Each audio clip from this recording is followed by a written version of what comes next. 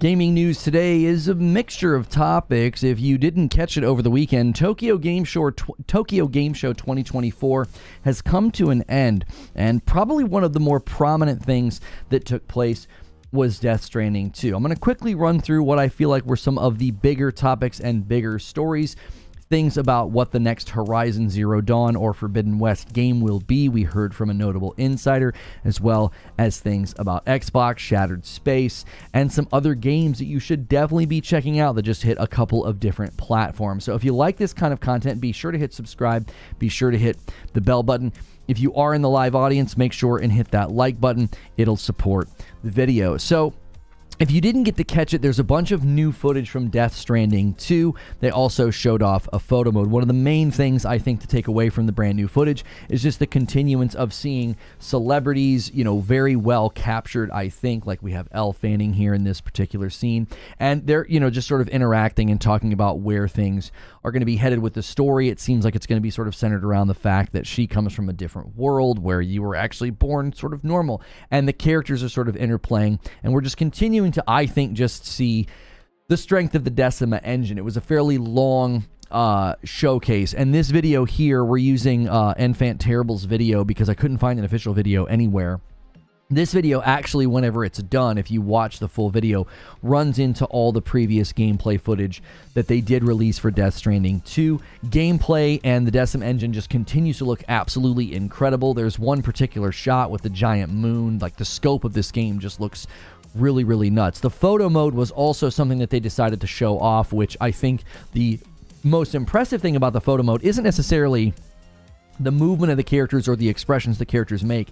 It's the flash and the Polaroid picture. It just ends up looking very real. It's sort of uncanny almost. I think this game is sort of trending into the uncanny valley with the facial expressions and just how they've been able to capture sort of the charm of Elle Fanning here as she interacts with the doll.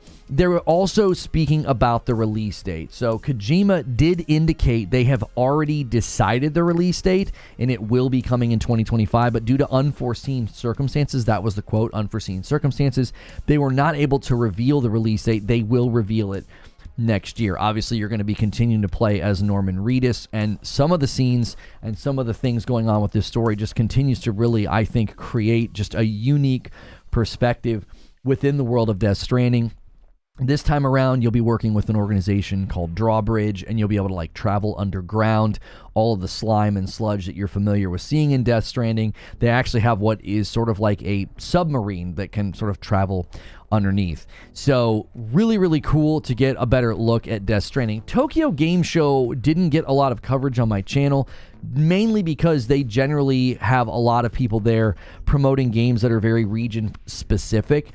Even Xbox's showcase, I saw big-time Xbox fans that were kind of disappointed in it. It was kind of more announcements that we had already seen and heard about, with some announcements of games that, again, are very region-specific. So we didn't really do a whole lot of coverage of Tokyo Game Show, but in the wake of Tokyo Game Show, we've gotten some interesting information. Jason Schreier recently sat down on the Spawnwave podcast, and he shared some information about the next Horizon game.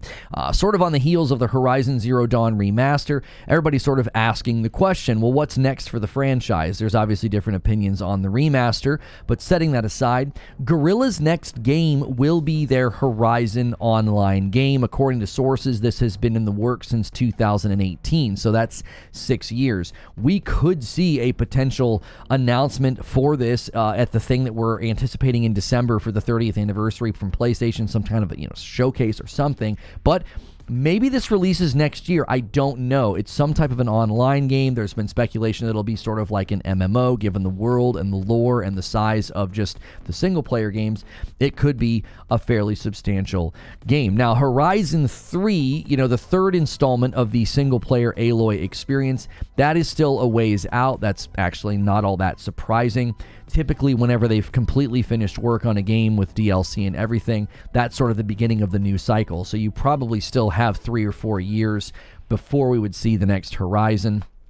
Given dev cycles and what they can do with existing animations and assets and engines, they could certainly get there a little bit faster, but the next game is going to be the online game. Now, according to Jason Schreier, PlayStation's live service plans were no joke. This is actually something they're just continuing to push for, which I think there are a lot of people that are not too happy about that. They would like to see PlayStation pivot away from their live service plans. Helldivers 2 has been a great success. It still is maintaining good player numbers, not as high as they once were, but seemingly winning back goodwill and having good player numbers on Steam from some of the buffs that they recently poured out. But the Concord sort of debacle, the absolute devastating flop that was, has made a lot of people anticipate maybe PlayStation will pump the brakes. I do think PlayStation will be more selective, and according to some of the articles about this Horizon Online game, it is one of the few games that is still coming. It survived. There have been some that have been internally canceled, at least we're hearing rumblings about that. I've continued to say that I think Fair Games should be canceled, Marathon should be canceled. I don't think these games will do all that well. I don't think there is demand for competitive heist in Fair Games or a class-based, hero-based extraction shooter. I don't think these games have legs. Now, a Horizon Online game, though, could potentially do very well if it is more of an MMORPG, especially in the world of Horizon. I think it's a great world. I think there's a lot that they could do with it. The weapons, the abilities, the different enemies, the different regions and biomes that you could go to that we haven't even really explored. So I think an MMORPG would actually stand a better chance of getting somewhere, just because I think that is a genre where there's a lot of people probably willing to try it out and see if it's any good. You're still going to deal with capture. You're still going to deal with player funnel. I think that's one of the primary problems with live service games. And there's a lot of MMORPGs already out there that you're kind of competing for attention. Then on the subject of Xbox and Xbox's future, Jason Schreier kind of spoke to this on that same podcast. He said that, Xbox is a bit of a mess.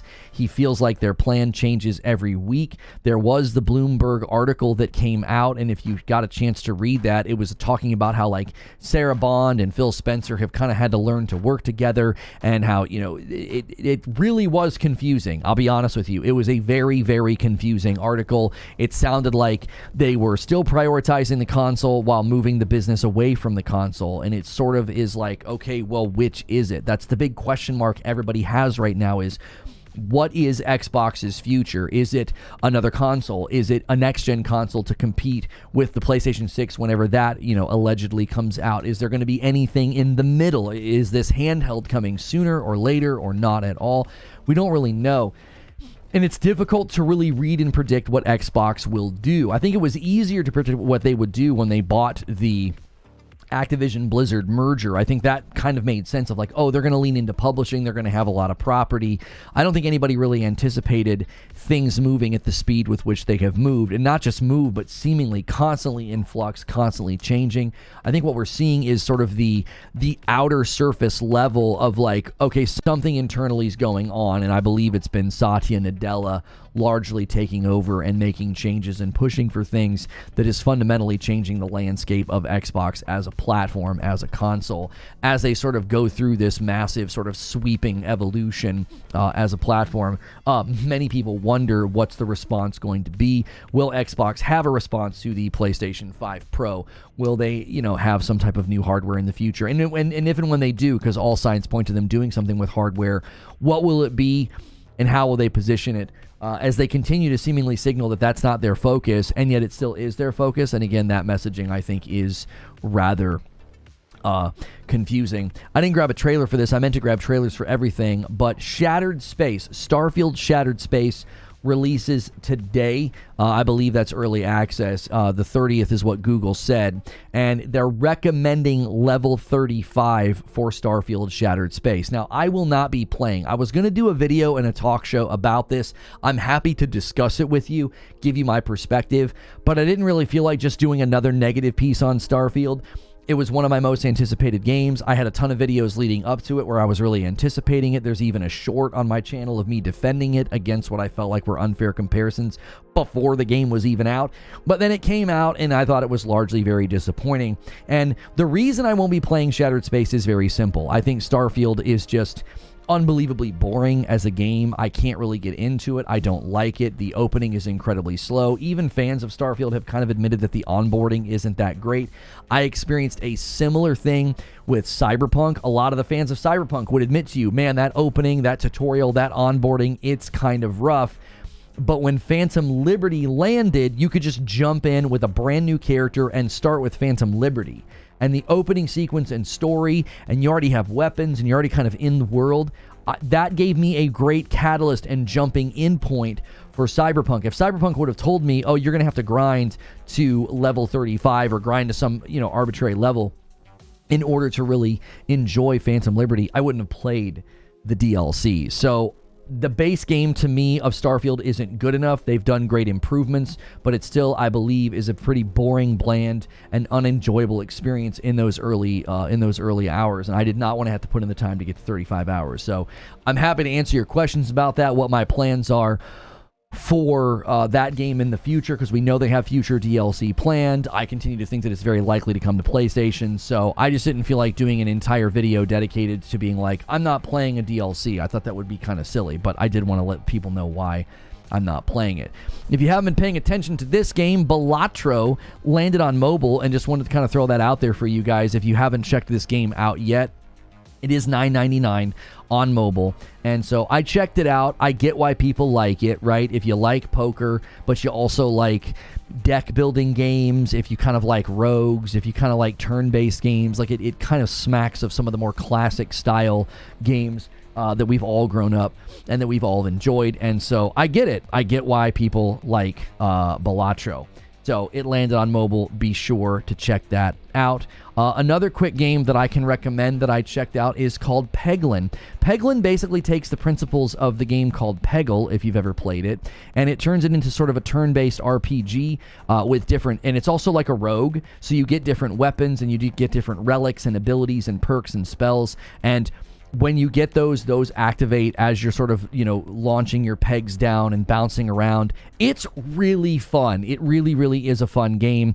If you like rogues, if you like turn-based, if you like games like Peggle, be sure to check out Peglin. It's on Steam and the Nintendo Switch. I played it on my Nintendo Switch. And lastly, I have to make this recommendation. I have to make this very, very strong recommendation. Check out Witchfire on Steam. It's in early access. I just replayed it and started over fresh. I can make advice. This is a rogue shooter. It's like medieval Destiny. The guns feel great. There are really cool spells. There are really cool perks for the guns as you level them up. Right now, it's $35 on Steam. It has a 90%. I cannot recommend this enough. I was really thrilled to see Pirate Software Thor. He was playing it and giving it high praise just about how good the guns felt. Really, really encourage people to check out Witchfire. I played this back in the day, early access on Epic, and they've addressed virtually all of the things that were sort of not great. It's a lot easier to get into. If you're a member plus or a VIP member on my channel, I'll probably try to show you this game this week in the green room and give you advice on how to approach it. It just has a great vibe, a great feel. The gunplay's phenomenal. If you like rogue shooters, I cannot recommend Witchfire enough. It's just such an enjoyable experience. I've been watching this game for a very, very long time, so seeing it finally land on Steam, which is the larger and more superior platform on PC, we know this. That's probably going to be very good for them. I know they want to bring it to console eventually, but that's probably not going to happen until after 1.0. So support good games. That's what I always say. So that's all of the gaming news things going on, and I am dealing with a plumbing issue, and they literally called during the show open. Your plumber is on the way. Okay, great. Let me make sure he's actually on the way. Okay, let me call him back really quickly. I am so sorry. We've been dealing with this stupid plumbing thing. I ended up calling another plumber. Give me like 2 seconds. Do me a favor. Smash the like button. Get us to 200 likes. Nobody likes to break this early in the show, but I have to do this.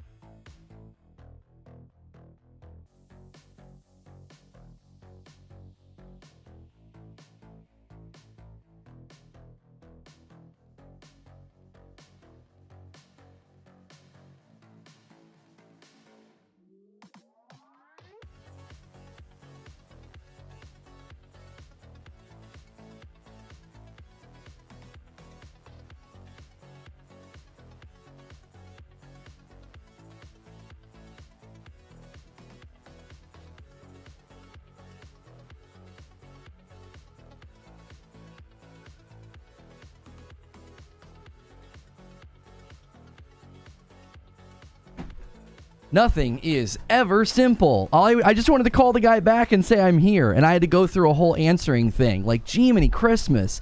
Sorry, chat. This has been so frustrating. Like, the plumbing situation. I just want to give people money to fix my problem, and it's a headache. It's just been such a headache. Let me thank everybody who has already done some memberships, guys. Sorry for disrupting the show as soon as we got started.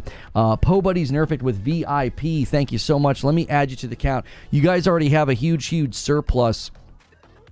48 members, and then a VIP from Whiskey Neat takes us to 49. Starting the week strong. You guys went over and above on Friday. I lost power because they were working on a line in preparation for the storm, so it kind of cut us off, but you guys still went crazy on Friday, so thank you so much. Speaking of Starfield, Lone Wolf says, I just booted up Starfield for the first time in a while on PC, and it's running at around 55 to 60, at least in New Atlantis. I played on Xbox, and the city was pretty bad. Once I got on a planet, it was great. As soon as I wasn't in the city on my Series X, Starfield ran very well. And Joker Quinn is going to be the first gifted of the day, and he makes it really easy. He just capstones that first 50. You guys went so crazy last week. Let me gift the 5 that I owe you. I hate starting a stream like that. I am sorry to get through the show open and then have to take a phone call. It's been an absolute nightmare to get a quote from the first plumber. Now I'm trying to get a second plumber to come out because I don't even want to give them my business because they've been so slow. And then I knew it was going to happen. They're like, oh, we'll get somebody out between 10 and 2. I was like, I'm going to start my show, and they're going to call. And they did. Right in the show open, he called. And I was like, well, let me call him back and let him know that I'm here. And I couldn't get anybody. I got funneled through an answering service. It was like, I just need somebody to come fix this. Why is this so difficult? Delta Boss is the agent of chaos. He pushes it past 50. And then DK Bager gifts a member and gets us to 52. Yeah, I forgot to include that. Yeah, if you guys missed it, we're just talking general gaming news. Gaming news today. Fantastic has reappeared with a new game and a, like a GoFundMe Kickstarter thing. I think it's a Kickstarter. I don't know what these guys are doing. I really don't. Because didn't the thing that they just pushed out also once again demonstrated they were just doing another asset flip? You know? You missed the first call. I was told they would just call and say somebody's on their way. I literally called them this morning and said somebody will be here between 10 and 2. So when he calls, it's just supposed to be like, hey, I'm headed your way. And the voicemail he left made it sound like, oh, I need to call back. But then the text message said, oh, no, he's on the way. And I'm like, well, I'm going to call just to be sure. Because it's like, I get why they do that, but it's like I literally just got off the phone scheduling this, told somebody, yep, somebody will be here between 10 and 2. And I knew that was going to happen. It's like, it's going to be right as soon as I start my show. I was like, if it's later, I'll be done and I'll be able to walk him around the house and, show it to him. So it's just adding to the frustration of waiting an entire week to finally get a quote from somebody. And they didn't even send me an itemized quote. So I was like, I don't even know what I'm paying for. It's like, I thought you were going to send me an itemized quote of like, here's parts, here's labor, here's the drywall work. It's just very unprofessional with the first group. How about the community manager? Yeah, I don't really care about that. How did I not know about this Witchfire game? Okay, well, Witchfire has been in early access in the Epic Game Store, so a lot of people haven't paid any attention to it, right? Like, the way that it's been sort of marketed, I think, has been tough because it's like, oh, that game looks really cool, but then you go to Steam and it's not there. So it's just now there at Steam. Cindy Garcia, thank you for a month of memberships. Guys, make sure to upgrade to Member Plus if you want to count towards the goal every month. Gank's just renewed for 42 months, and it's a VIP that's even higher, and we count that in the total. Oops, I canceled out. There we go. 53 members already on the week. Happy 42 months, but more importantly, Throne and Liberty drops tomorrow. I've been playing early access and loving it. I want to know more about this day after whatever Gang is about to do. Yeah, so apparently Fantastic, that's what they're supposed to go by. I always thought it was F-fantastic. Fantastic is basically back, and they have a GoFundMe, or not a GoFundMe, I'm sorry, a Kickstarter. Play free now the day before Prop Night Escape Factory. What are they saying now? We would like to address, they say, We would like to address recent misinformation circulating online regarding the use of assets in our games. We want to make it clear that all assets used in the Day Before Prop Night and Escape Factory were either created by us or legally acquired. Whenever store-bought assets were used, we ensured that the proper licenses were obtained. For Escape Factory, we used assets for some of the VFX and a small part of the code. However, the art and the music are 100% handcrafted by our team. We encourage everyone to fact-check before spreading misinformation. These guys have become just an unbelievable tour de force of stupidity. Now, there's a community note on their tweet that says, Fantastic implies that the misinformation being spread is regarding their assets being stolen. However, no media coverage states that the assets were acquired unscrupulously, leading to a straw man argument. Yeah, that's a good community note. I didn't think anybody cared that they were using assets. I thought they cared because doesn't the Kickstarter talk about how they handcraft all of their work, and people are like, it's just another asset flip. This is not handcrafted. DJB presents with 4 months of VIP and 37 months of VIP from English O. Takes us to 55. Thank you so much. What a strong start for the week. And Keithius with the VIP takes us to 56. Setting up a 20 bomb dunker to 76. We'll see if anybody takes the bait. Thank you guys so much for setting that up. Yeah, they issued refunds. Everybody got refunds. I can't imagine anybody funding anything that they do. Whether you're an angel investor, whether you're somebody that likes to do Kickstarters, whether you are like a venture capitalist, I can't imagine anybody giving them money, or a publisher, anybody. They're scammers and liars.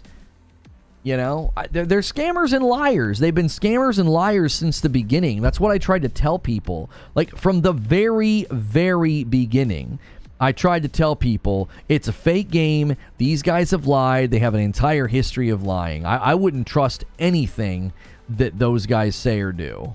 It's probably some other scam or some other con job where they're just trying to get a bunch of money or promote some other project. And Dynamite J with a member plus, thank you guys so much for all of these great renewals to start the week strong. 57 members already on the day. Thank you. So their new game is just like Fall Guys. I don't even know what their new game is about. I didn't even look. As soon as I saw their name, I was like, they're clowns, and why would we pay any attention to them? Like, I didn't want to do another video on them. The stream of you playing the day before was hilarious. I mean, their idiocy was great for coverage, but who cares anymore? It's all over and done with. Like, the game is gone. You know, DK Beggar gifts another member. Thank you so much. Those single gifteds add up quick. And you guys had a great week last week, and we're having a great start this week. Thanks so much. If you are here right now and you're like, hey, I can't gift a member, I can't support the channel like that, you are supporting the channel, all right? You can hit like, you can lurk, you can listen. Make sure you're subscribed, all right? Smash that like button. Let's get our first 200 likes. That's always really, really helpful to the video. And we've been getting a lot of new subscribers over the weekend. We ran gaming news this week on Friday, and we got cut a little bit short, but a bunch of you seemed to find the video over the weekend. So thank you to everybody who did that. And thank you to everybody who is here right now, lurking, listening. Feel free to ask me about anything going on in gaming news. We don't have to stay on one topic. We can kind of free flow from all the topics. If you missed the show open, I recommended Witchfire in early access on Steam. I recommended Peglin. I played that on the Nintendo Switch, and then Balatro landed on mobile. I explained why I wouldn't be playing Starfield Shattered Space, if you guys want to talk about that. We talked about Xbox's future. We talked about how the next Horizon game is going to be the Horizon Online game, and then the Death Stranding 2, the new footage. So anything there, or anything I missed? I mean, you guys brought up the Fantastic thing. I forgot all about that because I just don't care about that company. I don't care about their game. I don't care about what they're doing. Yeah, I saw the PlayStation 5 Pro sold out in Japan at one particular retailer. I don't think it completely sold out in all of Japan, but I did see one of the retailers sold out. And then the PlayStation 5 Pro on PlayStation Direct has been like saying sold out in America, and then they restock it, and then it's gone, and then it's back again. I'm not sure what's been going on with that. I was told privately that they were doing things to combat scalpers, and so maybe that was combating the scalpers. It looks like it is in fact available again in the US on the PlayStation Direct website. So Why do you want to play Shattered Space? I was actually really interested in playing Shattered Space, but then they recommended you be at level 35. And I had a very similar experience to Cyberpunk. I think the beginning of Starfield is an absolute snooze fest. It's one of the most boring things I've ever played, okay? I'm not telling you that you cannot enjoy the game. I'm not telling you that you can't have fun. My own personal experience was that the opening of Starfield, it reminded me of the opening of Cyberpunk. It's just an absolute boring slog. And I've had fans of Starfield agree with me. They're like, yes, the opening and the onboarding is bad in Starfield. I had fans of Cyberpunk say the opening and the onboarding is bad. Phantom Liberty let me just jump into Cyberpunk with a fresh start, and I was in the new content, in the new story, right? And the situation with Starfield is I'm going to have to grind all the way to 35. I was like, I'm not doing that. So thank you, Lightleap, with 39 months and a VIP. Bumps the line of members for the week to 59. Guys, make sure and check that $ at the bottom of the chat. If you have a VIP, if you have a member plus, you can celebrate it and it counts towards our goal. Lightleap says 39 months. Still love tuning in here. Cool to see the evolution of the channel. Also, some good news for me. Got married 2 weeks ago. Well, congratulations, Lightleap. Everybody sing congratulations to Lightleap on getting married. He's leveling up, right? He's added a member to his co-op party in the video game, so we're excited about that. Did you beat the game? No. You play Shattered Space and just turn the difficulty. Oh, you could play it and just turn the difficulty to very easy. I just don't have any interest in doing that.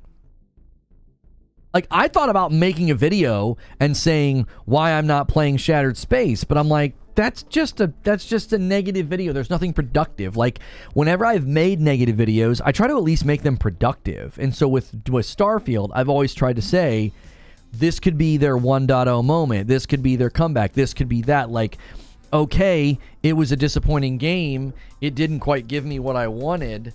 There was like a fuzz on the thing. It didn't give me quite what I wanted, but it could get better. But it could improve, right? Like, that to me is how I want to cover a game like that. I don't just want to wail on it and be like, yeah, it's been boring and I didn't like it, and everybody says all I ever did was hate on the game, and it's like, that simply isn't true. I covered the game significantly before it came out because I was anticipating it. And while I was disappointed in their choice to do 60 FPS on console, I gave it a whirl on PC, and I tried my best, and I was like, I just can't do it. I started to enjoy it, and then I played Phantom Liberty, and I couldn't go back because it was just Phantom Liberty and Cyberpunk were so superior. Tom Warren trying to stir up drama because the PS5 Pro isn't completely sold out, saying it's the price tag's fault. Here's what I find interesting about it. I don't know what Tom Warren said, but I did see Destin Legary say something similar about how, well, this just feels different because it's not selling out in seconds, okay? Here's the reality is that the PS4 Pro didn't sell out in seconds. A bunch of people were chiming in and saying that didn't happen, so he was kind of remembering the past a little differently than it was. The second thing I want to say in response to him is, we have no idea how many they made. These are just pre-orders, so they're not like sitting there. These are pre-orders, so they're gauging how much they can manufacture, how many they've already manufactured, how many they can have ready by the launch date in November, right? Because they have a month to do that. They also built an entire infrastructure on their website to deal with scalpers. They had a queuing system. They had a CAPTCHA system in place. I was told behind the scenes by somebody in the know, I do have a source who said there were back channels that were being utilized to minimize the impact of scalpers. I think that's probably why you saw people who couldn't add to cart. You saw people getting logged out. You also saw them saying, oh, they're sold out. And then 45 minutes later, 10 minutes later, they'd be back again, right? Because everybody's running their scalping bots, and then once it sells out, they all stop running their scalping bots. So then they reestablish, republish, and oh, somebody on their lunch break, somebody getting home from work, like all these other people that are trying end up getting one. So that's a lie. They have tons manufactured already. I didn't say they didn't have a ton manufactured already. Why? Can you just walk him through if he has a... I mean, I can do it, but walk him through and then come get me. I I never said that they didn't manufacture any, so I didn't lie. So, ironically, to misrepresent and misquote what I said while accusing me of a lie is hilarious. So you're the one being dishonest. I didn't say they didn't make any. I said this is pre-ordered. They're gauging how many they need to manufacture. Surely they already have some manufactured, but they're not like sitting there with a count and they're like, well, we're out. We're done. They're dropping the PS5 Pro in areas during certain time frames to beat the bots, probably. I was told by somebody that that is exactly what they've been trying to do. They've been trying to combat the scalper bots. What's the news about Death Stranding? There was an hour-long presentation. They released 20 minutes of new footage. It looks incredible. They showed off the photo mode. So, back to what I was saying.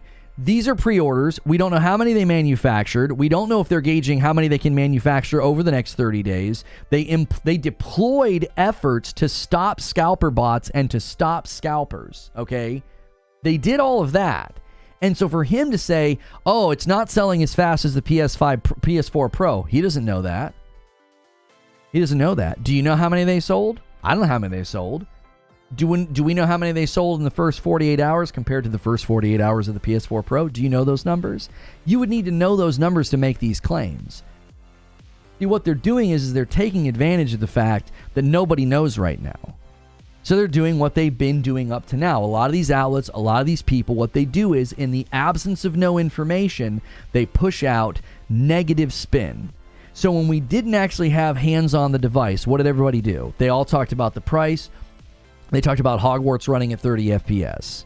Then what happens?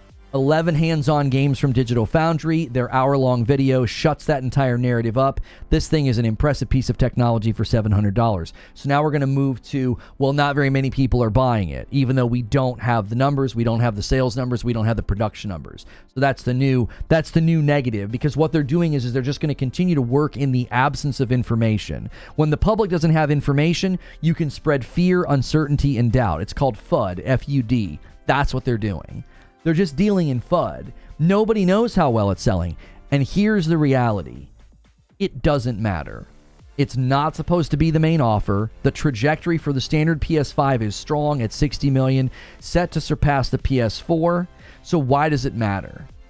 Let's say it sells equal to the PS4. Let's say it sells a little bit better than the PS4 Pro. Let's say it sells a little bit under the PS4 Pro. None of that matters. It's an additive thing for enthusiasts. It's there for the early adopters. It's there for the hardcore fans. It's not meant to be the main offer. So, but again, that's the problem with the game media coverage that you get. They don't deal in facts. Like when Tom Warren wrote his article about how there still may be 30 FPS games on the Pro, it's one sentence from a leak earlier this year, and the sentence is very vague, and he's interpreting it as negatively as possible. Surprise, surprise. Well, this might mean then you get PS5 Pro enhanced games that are capped at 30. And everybody ran with the Hogwarts clip to be like, yep, Hogwarts is running at 30. No, Hogwarts has a basic, like, enhanced, full, all the ray tracing turned up to 11 mode that'll run at 30, but then the performance mode in Hogwarts is going to incorporate some of the quality mode features to make it look better and still give you 60. Therefore, there is not a PS5 Pro enhanced game right now running at capped at 30. So that I'm going to continue to say that you should be going to the people who calmly give you the facts and then give you their opinion. It's totally fine if somebody wants to say, here are the facts, I don't want a Pro. Here are the facts, I don't think it's worth the price. That's totally fine. What you're doing is you're dividing fact and opinion. The water gets muddied when they're like, I don't know, this thing's just not selling out as fast as the PS4 Pro. How do you know that? How do we know that? We don't have any of the numbers just yet. They didn't say there'd be a limited amount of Pro consoles being made. Why would the stock run out? Well, and that's what I mean is this isn't a limited edition like the collector's edition. We knew that was going to sell. We knew that was going to sell out. Scalpers alone would ensure that because they know it's going to be a high demand item. They're only making like 12,000 of them. Like, that's ridiculous. That's such a small amount. The goalpost never stops moving for the folks on the internet. They've been doing this all generation, and it's what I expect from the internet at this point. Yeah, like, Once the actual sales numbers come out, sure, you can talk about that. But even when the sales numbers comes out, you're going to go to people that are going to spin. Like when people said, what was it, Final Fantasy 16 hitting 3 million sales was bad. That was a flop. Ask them how many copies Dragon's Dogma 2 sold on multiple platforms. Final Fantasy 16 was limited to one platform and sold 3 million copies. Dragon's Dogma was a multi-plat release, and when it hit 3 million copies, nobody said it was a flop. Do you see? Even with sales numbers, they'll play games and they'll misrepresent, or they'll like, oh, well, we're only gonna apply it here. It's never consistent. They've sold about half the PS5s as PS4s in 5 years. That's not true. That's demonstrably false. I don't know where you got that information, but that's not true. The PS5 is on pace to outpace the PS4, so no. Catwalk with a gifted member bumps the line to a nice even 60.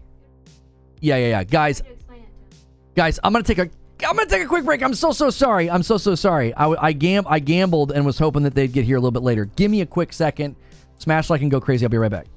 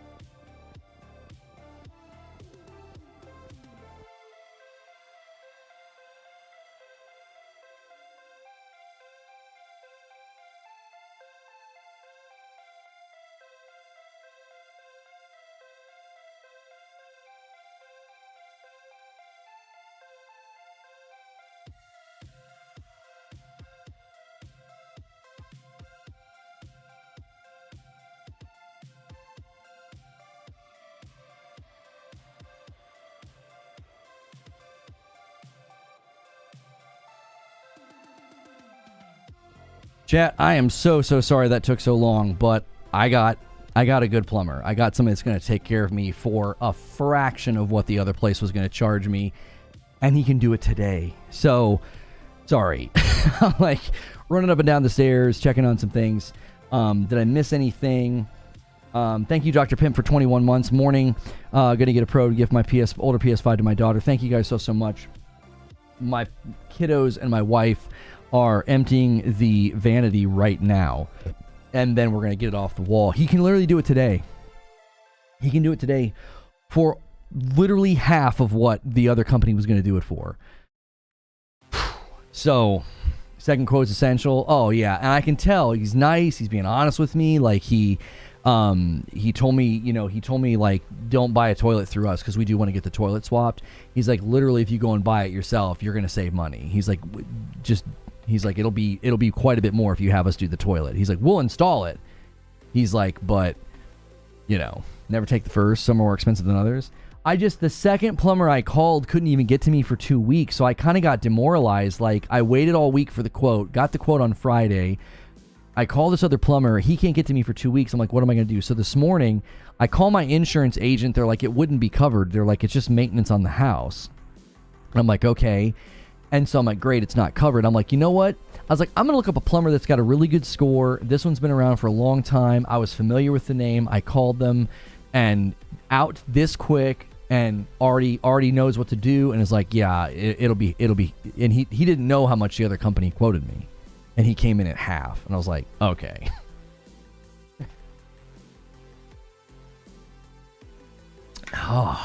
So, I'm relieved. So thanks, Lona, for being real. It's nice to know I'm not in an alternate reality. Yeah. Yeah, so I may have to step away again. We've got such a great turnout for this. I love that there are so many of you here for this. I wanted to run this as an experiment and let's just talk gaming news. Like, I don't need to have to always have like a burner front topic. Like, this has been really fun. Like, I'm kind of bummed I had to step away. I'm bummed that when we had such a great result on Friday to gaming news this week, that like they knocked my power out. But like, you guys have been stellar, man. So many likes. Let's try to get 300 likes on the video. We're already at 260. Thanks for waiting. Like, that means a lot. I hate to step away. I'm thrilled I'm not going to have to spend nearly as much money. So I really appreciate what you guys have been continually doing for the channel. It just means so much to have worked to get a variety gaming channel going, and seemingly now getting support for like just gaming news streams. That's gonna, I think, really open up some great opportunities for us. I really mean it. Like, I'm thrilled. You guys have been so great to me and the channel and my family. So thank you. So sometimes those really high quotes are from people who are working bigger deals and want you to go away or pay to interrupt their other stuff. Right. And that was what I was concerned about. It was like, I wasn't a priority. It's like I was waiting. And then I finally, and the quote wasn't even itemized. I was like, I don't even know what I'm paying for. I was like, I don't know what each thing costs, Do you see potential issues with supporting Horizon Online? Naughty Dog canceled TLU Online because of support concerns. Won't that be the same issue? Well, no, because as far as we can tell, Brett, from everything we've heard, Horizon's bringing in and working with another team. So I don't think that it'll be Guerrilla supporting Horizon Online. I think your concern's valid. Essentially, Naughty Dog was going to have to turn into a live service studio to support TLU Online. I don't think Guerrilla's facing that choice. I believe they brought in another company to assist. So that was an screw you, go away quote. It was so high, Eugene. And I talked to another guy at my church who's in the trades, and he's like, I don't know. He's like, sometimes they charge a lot for labor. He's like, I don't know why it's so high. And I was like, I need to get another person in here, because I was like, it didn't seem right. It just seemed, and I'm glad that I did. Dylan with 30 months. Thank you so much, dude. I've loved the new coffee for members and Member Plus with morning coffee in the green room gameplay. Great content as always. Yo, Dylan, thank you so much, man. I appreciate it. And thank you to everybody who's upgraded to Member Plus and VIP, man. There's so many of you. We're at the highest we've ever been. You know what the gameplay might be for Horizon Online? I mean, So, with all the different tribes and all the different customs and armor, I would assume you would pick a background like that would sort of dictate what your character looks like, what your armor looks like, maybe innate skills. Like some of the different tribes you interact with in Horizon are really good at hunting, gathering, building huge structures that are more modern, like almost like castle-like, and then some were more like almost like living in huts. So I think you would probably choose something like that, like some type of a backstory, like where you come from. And I also think you would then move from that to then picking like, different abilities, different base skills, things of that nature. Incoherent Rambler with the brand new membership. Thank you guys so much. Make sure when you pick a new membership that you pick Member Plus. So you're at the $5 member. Use that. See if you like the content for a month, and if you do, then bump up because you'll get into all of the extra at Member Plus. It's only $1 more, but right now I won't be able to differentiate between you and a gifted. I hate to give you that spiel, but the Member Plus is designed to be the base membership. I don't have a way. YouTube needs to give us a way. It's not your fault. Maybe PvP elements, but you could have different abilities with the focus. You could have different things that you excel at, whether it's melee or range. I'm sure there would be crafting. I'm sure there'd be gathering. I'm sure you could even build your own little homestead that would be maybe even inspired by the tribe that you choose to come from or something of that nature. Yo, Predator with the VIP, and it's 43 months. Love the content, love the community. Keep on trucking. Thank you so much, sir. And that takes us to 63 already on the week. You guys are killing it. So I think there's a lot in the base game of Horizon that would serve an MMORPG rather well. Corey says, I'm thinking more like Monster Hunter style game. I can see using robot parts to make weapons. I could see it being heavily influenced by Monhun, Corey, but from what we've heard, it'll probably be a little bit more like an MMORPG, though. Isn't the other team working on the mobile version? There are 2 different companies that were brought in to help. And Milk Dud upgrades to Member Plus. We count those upgrades as 2. Keep doing that. That bumps us to 65, dude. You're the man. Thank you so much, Milk Dud, for doing that. Yeah. 1 second, guys.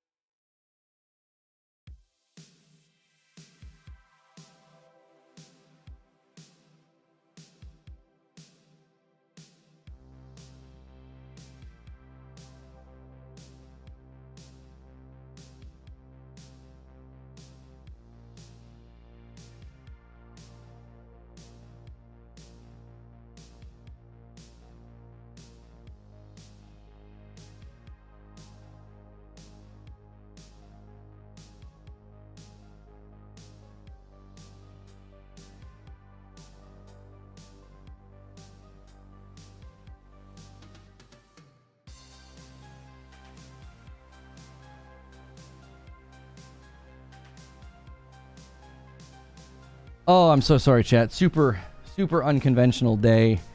I keep thinking I'm going to step away for like a single minute. It ends up being longer, but the good news is everything's going to get fixed. And I will probably have to, at some point, we'll do our normal end and writer's room, and then I am going to have to go to the store and buy a toilet. Because the toilet's fine, it's just that it's like one of those smaller ones, and they're just known for issues. And so we got somebody here, we're going to get it swapped. I am sorry, you guys know, I think in all the years we've done this, I almost never take breaks when we're live in the public environment. I typically take breaks once I'm in members. So I am sorry. It's just one of those things where it's like, I got a guy that's able to do it and able to do it today. An incoherent rambler upgraded to member plus while I stepped away. That counts as 2. I'm going to give you the double dip. I don't care that you already signed up today. And then Haseo gifted a member and takes it to 68. Thank you guys so much. It's going to come in less than half of what I was quoted originally, which is extreme. It's just an extremely, relief to be like, okay, we know we have to spend some money, but it coming in half of what we were originally quoted is like really, it's like a relief. It's like, oh golly. So, anyways, he's now gone to get some stuff. He's gonna come back and he's gonna get started. Is everything all right? Yeah, everything's fine. Everything's fine. But I decided to get a second opinion today, and they're like, we can have somebody out today. And I was like, oh my gosh, yes, send them. He looks at it, and he's like, I'll be honest with you. He's like, sometimes these guys come in here and they'll quote you the works. He's like, this is what I think you should do. He's like, this is what I think it'll cost. I'm like, when can you do it? He's like, today. I was like, let's go.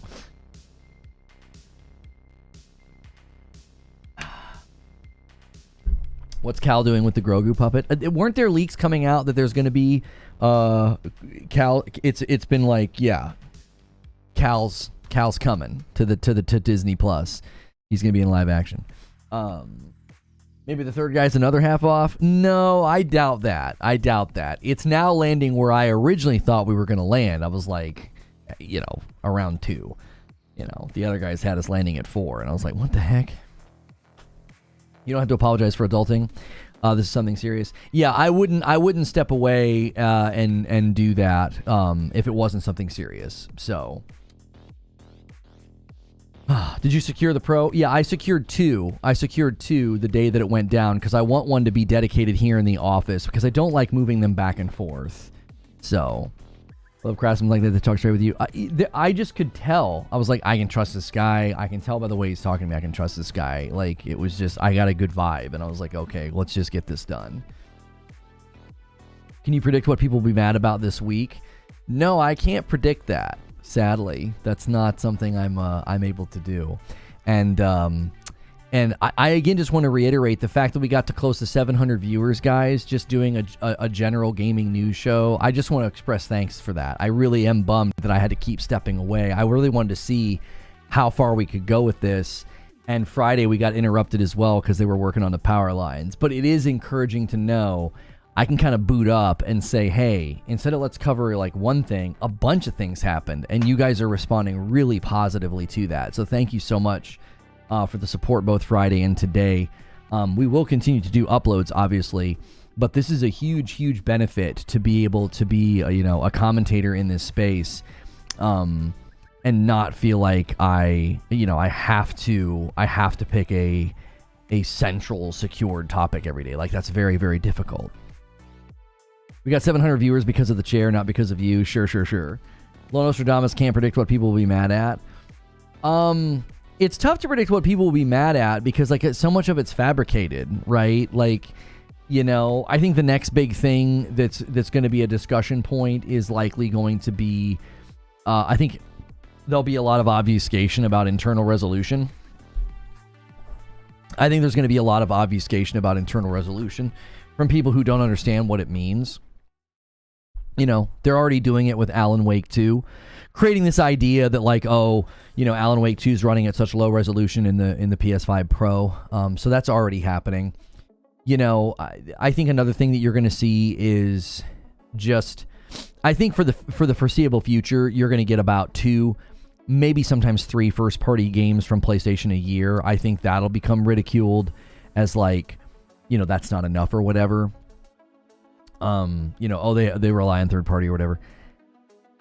You know, one of the discussions this week that I think we're probably going to be having, I may end up doing a video on, is like, you know, will Xbox respond to the PS5 Pro? Do they have any kind of a hardware response? How are they going to handle enhanced games?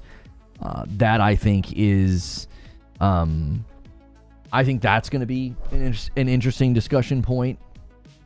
You know, do you think the PS5 Pro is worth it? It's worth it to me for sure. Yes, because it's going to deliver a lot of what I want. You know, it's going to deliver a lot of what I want. Was it a plumber toilet clog issue? If that was the case, simple add-in banks. Oh, no. The toilet's fine. We just have been wanting to replace it. So while I've got him here, I'm going to go buy one and have him swap it. It's a smaller water-saving one, and they're known for trouble. Like, they just don't flush all that well. So he's here for a completely different issue, and I was like, hey, we've been wanting to swap this toilet. You're already in the bathroom. Let's just knock it out. He's having to do some repipe. We've got a rusted pipe. It rusted from the inside, and it's clogged. And first he was like, I could probably knock it out with a machine for $200. And I'm like, I just want the pipe out of here. I'm not trying to get rid of the clog. I'm trying to get rid of the pipe. So... Did you see the Dead Rising comparison from the Pro to the PS5? The comparison was pretty impressive. Yeah, did you guys see this? Can someone get me a good tweet to look at? I saw you guys. Let me see if I can find one here. PS5 Pro Dead Rising. Let's see if I can find it. It was remarkable. It really was remarkable. It looked like a different game almost. Is this one of the tweets? It's like an animated GIF. Yeah. Copy GIF address.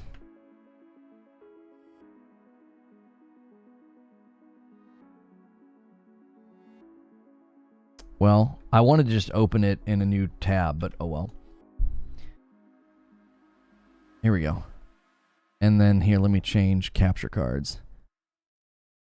Like, look at the difference. Like, so you go from...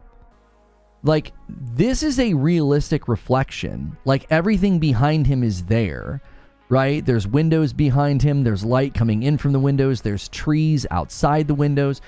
You can see street lamps here outside those windows. All of that's being perfectly reflected in the glass. On the standard PS5, it's just like a blurry mess. Like, I can't believe what they're already figuring out they can do going from the PS5 to the Pro. Like, and the funny thing is that doesn't necessarily look bad.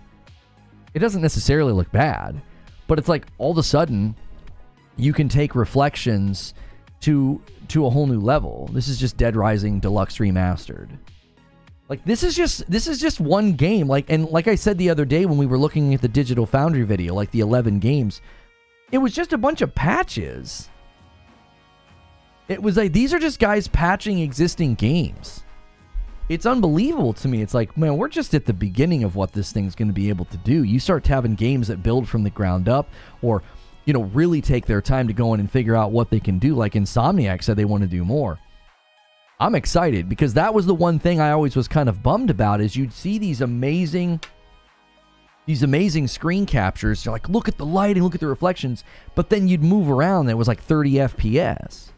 Do most gamers care about that though? I don't care what most gamers think about. People that want the newest and the greatest, this is going to be very satisfying to them. You know, if you've been watching the next gen games and the trailers and the breakdowns this generation at all, and somebody told you, hey, you don't have to turn off all that ray tracing stuff, you don't have to turn off all the lighting and resolution, you can keep that stuff on and still get 60 FPS, that matters to a lot of people. Like, according to Mark Cerny, 3 in 4 people are picking performance mode. And now when they pick performance mode, they're going to still get, they're still going to get all the pretty stuff. They're not going to have to turn all the pretty nice stuff off. That's been a bummer this gen, that like, yeah, well, you know, if I want frame rate, I don't get all that pretty stuff. Cerny saw that GIF and was thinking, why didn't we show it like this? What were we thinking? Is Lotto wearing a Death Stranding top? No, this is from Portal.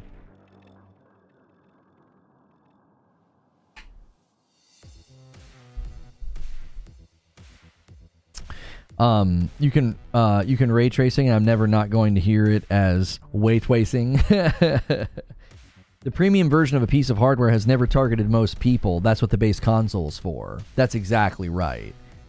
Standard PS5 can do it. It just needs to be more optimized, and files need to be more compressed.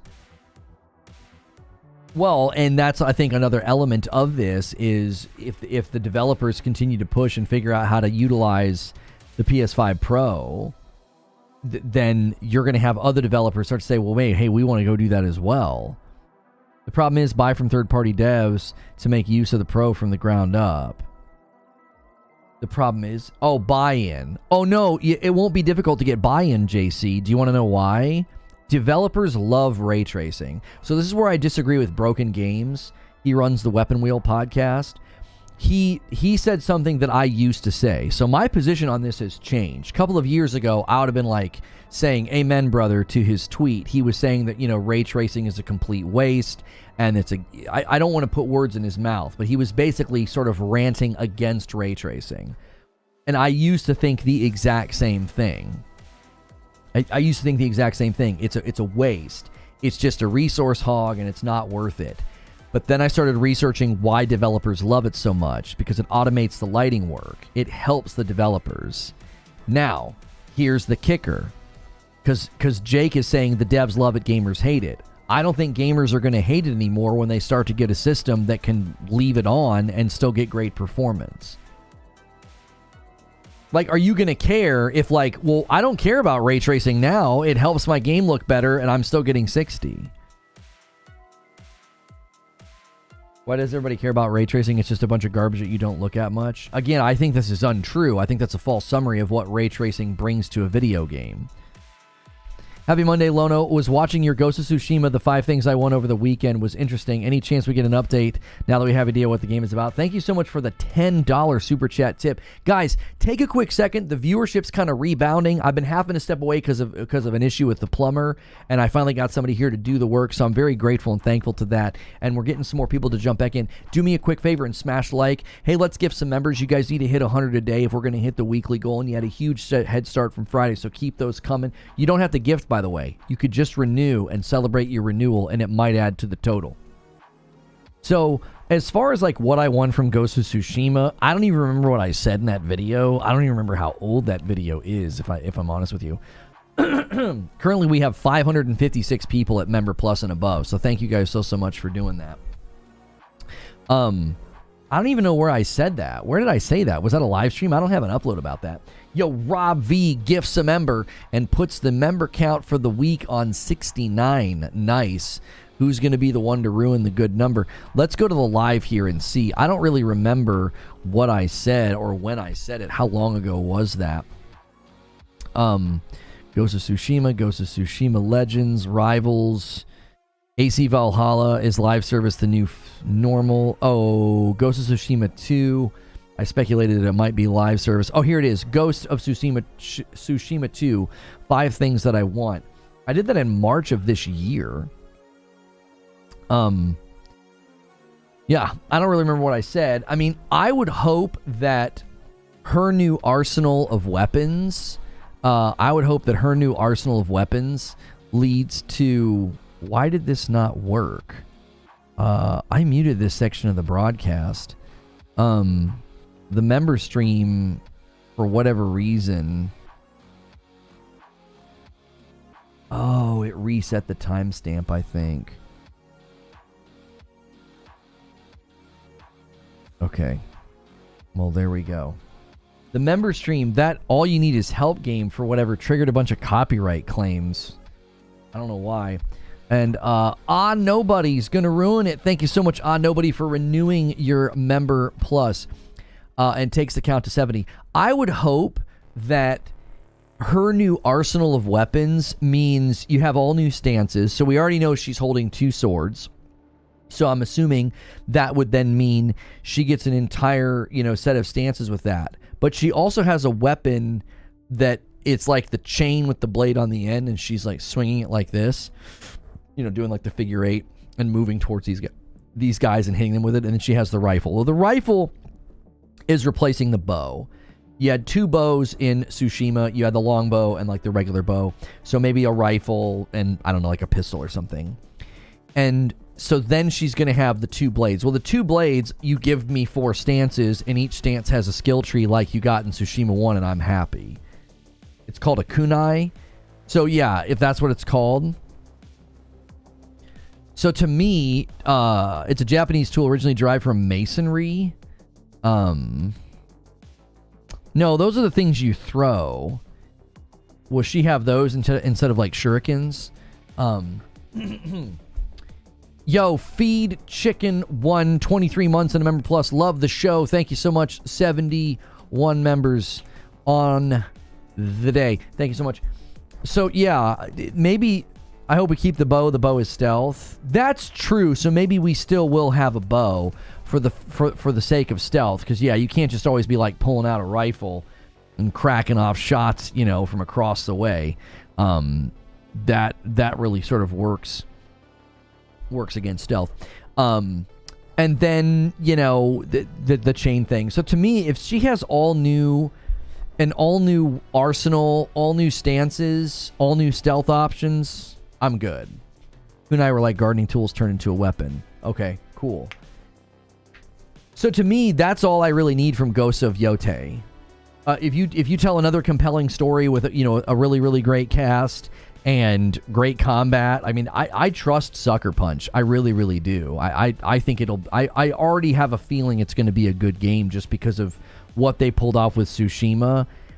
I mean, elements of it can be formulaic, if you want my honest opinion. I think that's totally fine. My fear with Yote is the lack of the mention of the multiplayer mode. Still early days, but after Naughty Dog's fiasco with taking multiplayer out of Part 2 as a standalone, then giving up on us, I hope Sucker Punch has a plan. I'll be honest with you, I don't really care about that because Legends was added later and was completely free, and then they sold it separately for $20.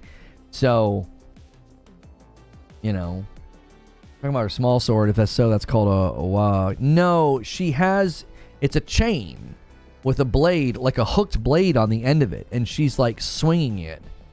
I don't know what that's called. Yo, Sven, I didn't see what you said about the PS5 Pro. Hang on. Sven said, I've talked myself into getting the Pro, but I'm punching air, shelling out $700 for it. I still hate it $700, but I understand why it's $700. I don't need it if I need it. Right. I wonder how many people went through that, Sven. I'll be honest with you. I wonder how many people went through that. Ghost of Tsushima was great. Was a little easy, even on the hardest difficulty. You thought Tsushima was easy on lethal? I thought lethal was pretty punishing. A Kusarigama. You guys are calling it a Kusarigama? A Kusarigama. Yeah, maybe. Yeah, I think that's what it is. Open image in a new tab. Yeah, it looks like she's using one of these at one point in the trailer. A kama. So they call this a kama. So it's like a hooked blade that she can use in her hand, but she can also swing it around, flip it around. You think it's this weapon? Kyoketsu Shoge? I think it's this. I think it's a hooked blade. Let me pull up the trailer and see if we can't get a freeze frame on it. Yo, Tsilu with a member plus takes us to 72. Keep those members coming, guys. Gifteds, renewals, all of them count. If you upgrade to member plus, it counts as 2, so consider bumping up. It's only $1 to bump up, and it counts twice. All right, let's see. Ghost of Yote trailer. Go here. It's at the end. It's like a little montage at the end.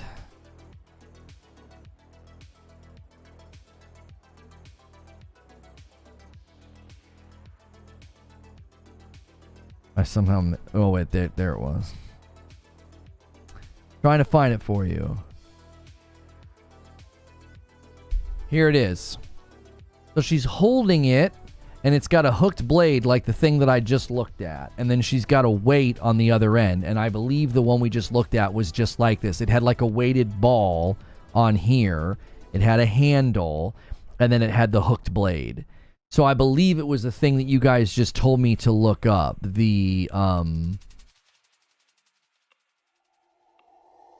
It looks like this. I'm in the way of the weighted ball, but like this is what it looks like she's holding. She's holding it, curved blade, sort of a hooked blade, and then chain and a weight. And this is what you guys called a Kurosagama or whatever. The chain is mainly used to disarm others. I feel like they show her using it. Maybe I'm wrong. I thought she was using it in the trailer at one point, like swinging it. Do I have the timestamps? Let's see. I must be misremembering. Yeah, they just show her swinging it and getting ready. They just show the, like, they do like a little end of the trailer montage here after the title. She swings it around. She just does that. I think that's the only time they show it. Does name literally translate to blade with a chain? Yeah, I don't know. Maybe.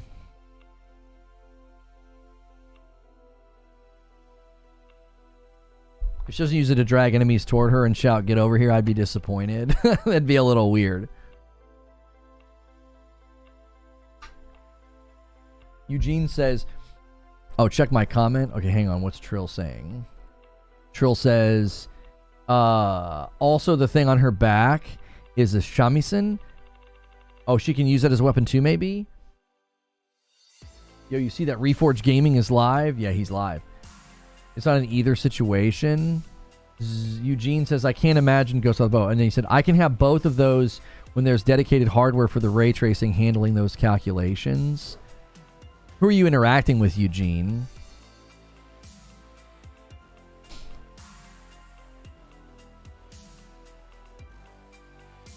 I never assumed that ask a question to be asked with ray tracing. If it would be ray tracing ultra quality at 30, or if you would rather have ultra quality with 60 to 120. Oh. Sneaky Wolf, thank you so much for the $2 super chat tip saying the chain was mainly meant to disarm others. I forgot to thank you for that. Be realistic, with ray tracing, you can't get both, bro, unless you get a really good PC.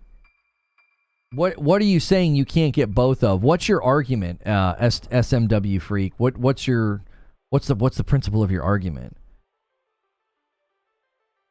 That are you saying you can't get both ray tracing fidelity and frames per second? Like, are you creating like an either or situation? Because from the PS5 Pro analysis of Digital Foundry, I'm seeing plenty. He said this, says Eugene. I never assumed that. I asked a question, and that's if you would rather ray tracing ultra at 30 or ultra with 60 to 120. Yeah, I just feel like you're setting up a false dichotomy. CrossFit Nerd with the first 5 bomb of the day. Thank you so much for gifting the members and helping grow the community. That takes us to 77 members on our way to the first 100 of the week. You guys went so crazy on Friday. You had a surplus today, and I already paid what I owe you, but now I owe you 5 more. I'm going to do that now. Thank you guys so much for supporting the channel. And continuing to do that. Take a quick second and smash the like button as well. We could easily hit the 400 like milestone with over 550 people here. There's plenty of new folks. Double check that thumbs up. It helps this video find more people. Creating an either or when tech is getting to the point where we don't have to choose. Yeah, I mean, that's the choice on the base PS5. The PS5 Pro is eliminating that choice. The PS5 Pro is doing it, but with PSSR. That's literally like how DLSS or FSR works for PC. Thank you for explaining that to us. We know that. What's your point? You're talking raw performance, bro. Who cares about that? What do you mean? What do you mean raw performance? Define raw performance. Who cares about that? So like, are you comparing like a super souped up computer that would cost thousands upon thousands of dollars because you're really worried about what? Running native 4K and turning all the ray tracing on? Define raw performance. Like, what exactly is this ideal? Folks like you continue to argue against an ideal. It's this assumed ideal that you don't define. What's raw performance? What is this superior thing that you're claiming is not achieved because they have to use PSSR? It's like, okay, plenty of the really good rigs out here that run tests and show off good performance and 4K and ray tracing, they're using upscaling tech as well. I like how you turn a normal question into an argument. What do you mean? We're pushing against your assertion. Can you not back up what you're saying? What do you mean a normal question? I'm asking you a question. Can you not answer the question? What's raw performance? Ray tracing or performance? No. But you're setting up a question that isn't a question when on the PS5 Pro. We've established that. I don't have to choose between ray tracing and performance. I get both. And then you argue, well, they're only achieving that with PSSR, which is like FSR and DLSS. Yes, thank you for explaining upscaling technology to us. That's utilized on PC as well. So what's the problem? What's this ideal that you're arguing against? Are you building a PC where you don't have to use DLSS or FSR? Raw performance is not using PSSR. Right. So you're presuming a reality that seemingly doesn't matter. Who out here is chasing that leprechaun? Who out here is chasing that mythical being of, well, I want to run ray tracing and I want raw performance. I don't want to have to use DLSS or FSR. Why are you refusing to use something? Like what Zubair is saying, why would you not use an upscaler? People even on the best PC rigs are using upscaling. I'm not arguing anything, bro. Like I said, it only asks a simple question. Right, but we're showing how your question is inadequate to actually get at the discussion of the PS5 Pro. The PS5 Pro quite literally gives you the ability to have both performance as well as the fidelity and the ray tracing. They're equipping the developers to do it with the PSSR. So that's no different than what folks get away with on PC. They're equal in that regard, not equal in raw performance. They're equal from a principled position of, if you would like to get both ray tracing, high fidelity, resolution, textures and all that, but also still get good performance, we have upscaling technology help you achieve that. I'm not talking about the PS5 Pro. You're asking if you can choose in general. Well, if people can choose in general, you'd have to give more parameters. You didn't give parameters. You asked a very generic question. So if you asked me that question, I would ask you for more information. What game am I playing? Where am I playing it? Why am I having to choose between everything at 30 or performance? Which you have your answer from most people. 3/4 of the people are choosing performance. They want the frames per second. So your question already kind of has an answer. Like most people would say, yeah, I want the 60. And your question leads to, well, that's why the PS5 Pro exists, because people don't want to choose between those two things. It's a completely fair, logical step to jump to the literal device that was debuted in the last 3 weeks that answers your question. Let me say this. If you played on PC, what would you choose?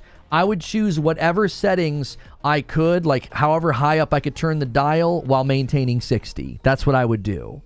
So it's the same principle as what I'm hoping to get out of the Pro.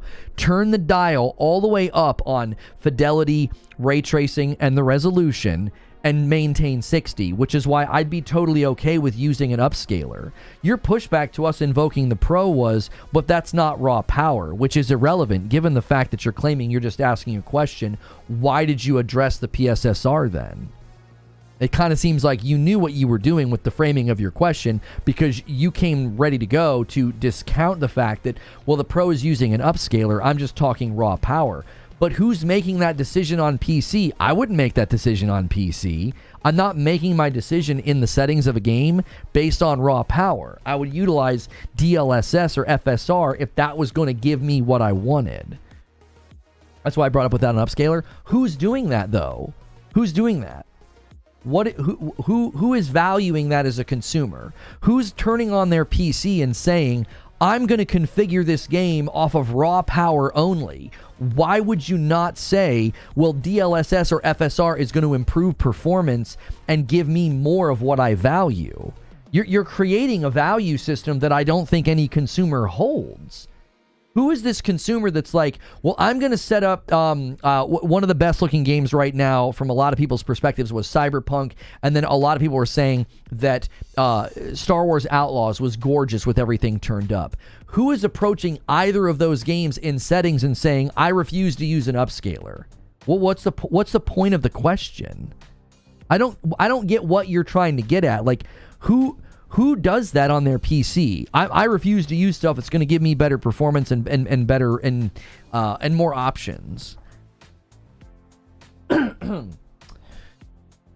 Solid Crusader with a $10 super chat tip.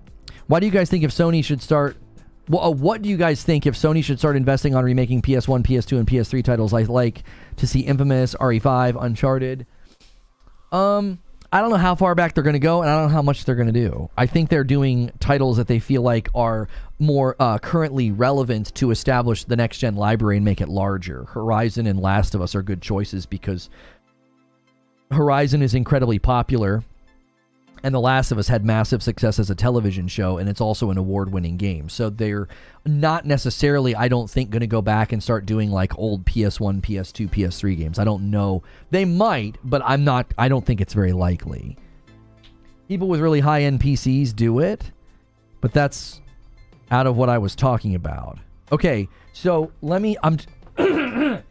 excuse me. I'm trying to understand your perspective and what you're trying to get at. So the really, really small percentage of the high-end PC user base, there's not very many of them. They're the smallest percentage of the PC user base. You're telling me that they like to run games on raw power, which I think is false and untrue because I've spoken with some of these people. Some of them hang out here. So I think that's a false representation of what high-end PC users do. But let's just accept your premise that really high-end PC users run things at raw power and don't want to use upscalers. Okay, you've created a phantom group of consumers. And you're curious if people in that situation would choose between turn everything up and give me 30 or give me as much as you can, but I want 60 or 120. That's what you were asking? What's the point in this inquiry? I don't understand what you're trying to discover. There doesn't seem to be a logic or a soundness to what you're doing. It's a very random, very particularly crafted question about a seemingly made-up group of consumers. Honestly, I'd say 4K gaming, my opinion, it's so much average competitive story mode game player. It's too much average competitive story mode game player would just use 1440. I'm genuinely having a hard time understanding your position. I'm not trying to like argue with you or be unkind to you. I'm trying to understand what it is that you're looking for, what it is you're trying to figure out or deduce. Like, this is going to be the new thing. And that's why I wasn't sure if that's where you were trying to go. Everybody's going to stress native because they don't understand how common upscaling is. Well, it's not native. It's not native 4K. They'll start using the internal resolution to claim, well, that game's running at 1080. No, it's not. It's internal 1080 upscaled. Like, but that's what people are going to do. They're going to obfuscate. They're going to lie. They're going to misrepresent. That's the next stage we're going to enter in the denial of the other side on this topic. They've been in denial since the beginning. Like, all those videos about PCs that they could make, I can't wait for all these guys to make their $700 PCs with smaller hard drives and, you know, not as strong video cards. I can't wait for them to build these $700 rigs and run benchmarks for us. I really can't wait till all these PC experts. Apparently, I don't know anything about PCs, so I'm not going to do it. They're the experts. You should be able to go to them in November and see really great side-by-sides of all these amazing $700 PCs that they built and bragged about. I can't wait to see the benchmark comparisons because I don't know anything about PCs, so I shouldn't talk about it. You should go to them. Oh, gosh.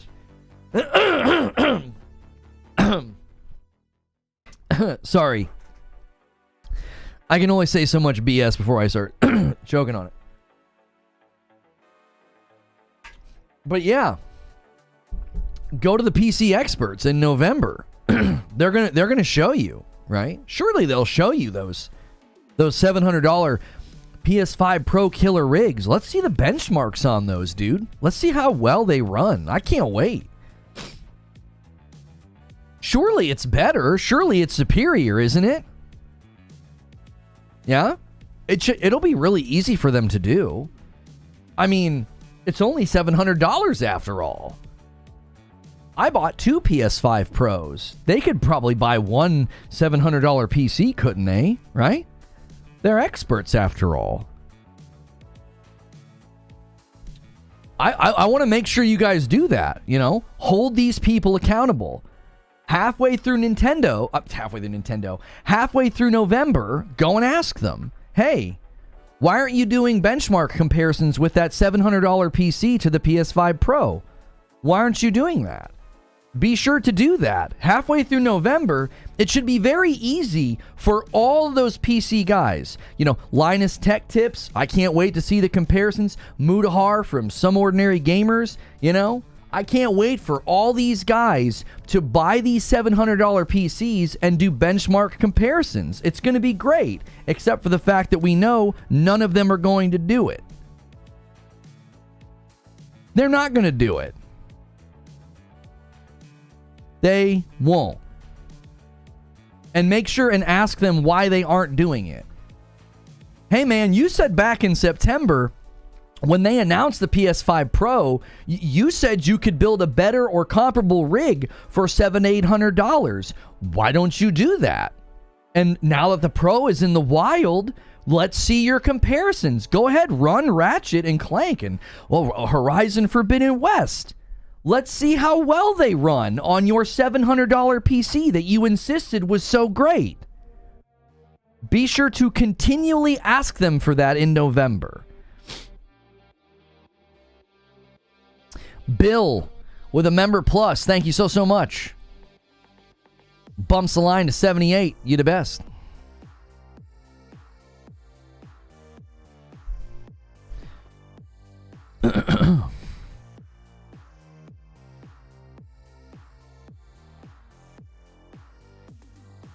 Nobody gave a clear answer at first. Remember, you told me both. Right, but SW Freak, I'm just trying to get to the bottom of what it is that you're trying to figure out. You said it was a simple question. If we didn't have these technologies to help with FPS, what would everyone choose? Okay, so now you're reframing the question. So your reframed question is, if upscaling technology didn't work, would people choose the highest fidelity at 30, or would they choose to lower things and get 60? You have already been given an answer multiple times. You were given an answer by Mark Cerny. You were given an answer by anybody who's ever said, oh, I choose performance mode. This is not a quandary worth making. You're asking a question that's like 4 years late. Everybody answered this question in the first couple of years as these consoles hit the market. People were choosing performance mode. People were choosing FPS. They were like, yeah, that's what matters to me. Like, you're asking a question that you have an answer for. That's why it felt like a confusing question. It's like, that's not a choice people have to make anymore. If they get a Pro or if they have a decent PC, they don't have to choose between the two. Do you see? Like, I think that's why people were confused by your question. You were basically like, let's pretend all these technological advancements haven't taken place, and what would you choose? And it's like, but why are you asking me that?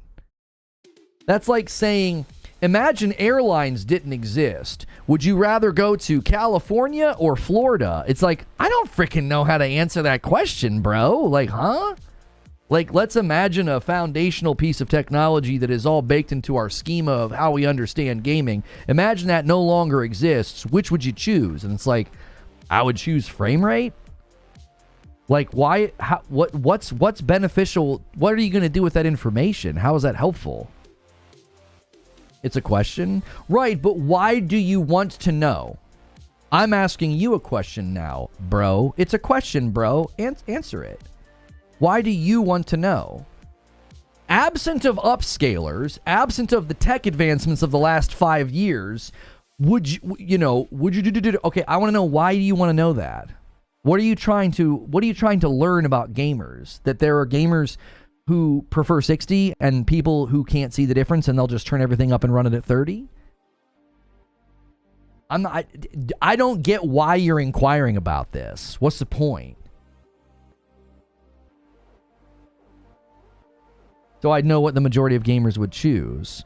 What did you think about when Mark Cerny says that 3 out of 4 people choose performance mode? You didn't feel like that answered your question?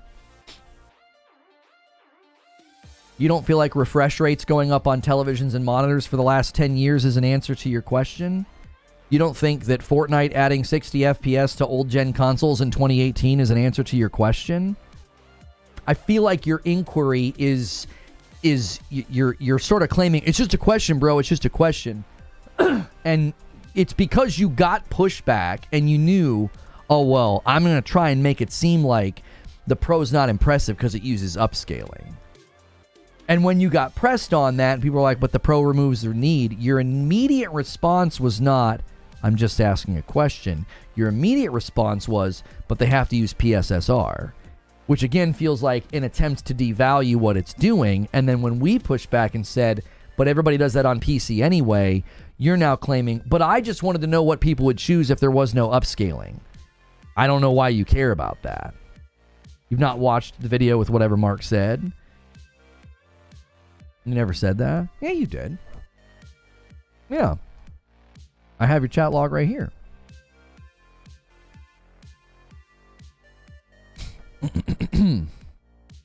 I'm trying to find where you said it. You said they use PSSR to achieve it or something of that. You said raw performance, not using PSSR. And again, that's why I think everybody got very confused.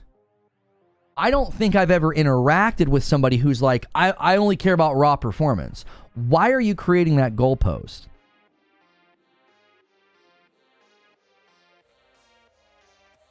Why? Why do you only care about raw performance? See, the reason that I'm drilling down on this is I feel like I'm 10 steps ahead of you because I feel like this is where everybody's going to go now. They're going to claim that the Pro's not impressive because it's not raw performance. You're suddenly valuing something that nobody values. Well, I'm only interested in raw performance. Don't you remember me? I'm saying I'm not talking about the Pro, I'm talking about in general. Yes, because what you're trying to establish is you're trying to establish some principle, like some headcanon principle. If we can establish that raw power is what matters, then you get to invoke that the Pro isn't doing much. Do you see? I've been doing this a long time, and I know what's going on. Like, you're trying to establish... I'm not talking about the Pro. I'm not talking about the Pro. I'm just trying to figure out, well, what would you choose if it was just raw performance? And then if people say, well, I would choose this, you would then turn around and say, yes, well, a really strong PC can do that. Raw power, no upscaling needed. Do you see? You see? Like, if you can establish that raw performance is preferable or better, or that, well, raw performance can give you that without upscaling, you can then devalue and say, yeah, the Pro is only using upscaling to achieve that. That's not that impressive. Do you see?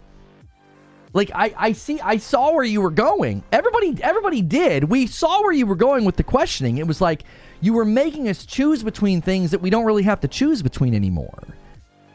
And the only way to maintain it was to be like, oh yeah, but because I'm just worried about raw power. This dude is stubborn. Normal question on what would most gamers choose. He goes straight to, oh, where you're talking about the Pro. Homie, in the last 3 weeks, one of the central talking points about the Pro was not having to choose between fidelity and performance. You come in and you ask a question about, would you choose between fidelity and performance? And we're supposed to presume that you're not talking about the Pro. You're out of touch, mate. Like, we're quite literally in a moment in gaming conversation about the very thing that you asked about because of the Pro. But we're supposed to be like, well, he's clearly not talking about the Pro, even though that was the central talking point of the announcement video, that you no longer have to choose between quality and performance. You don't even know if I was getting a Pro myself, and you start saying, oh, well, it's against the Pro. I didn't say it was against the Pro. We assumed that's why you were asking about it. It's fair to assume that. I don't think we did a wrong thing by assuming that you were talking about that. Why would we not assume that? It's the central talking point of everything that came out last week from Digital Foundry and everybody else that got hands-on with the Pro in San Francisco. Central talking point is they're combining fidelity and performance. Like, that's quite literally what the talking point was all last week. And you come in and you ask about that. And then you're like, I can't believe you guys thought I was talking about the Pro. I don't even feel like he was bashing it. I don't feel like he was bashing it. It felt like a question that was aimed at the Pro. It was like, well, which would you choose? And it's like, but you don't have to choose on the Pro. You have to choose on the base PS5. How many said I'm not meaning the Pro? Right, and that's why I said, why are you asking about this? Don't you see how bewildering your question is? You want us to answer a question about a hypothetical that doesn't exist. That's what you want us to do. You want us to say, if you don't have any upscaling and you only have raw power, which would you choose? What's interesting is all that was absent from your initial question.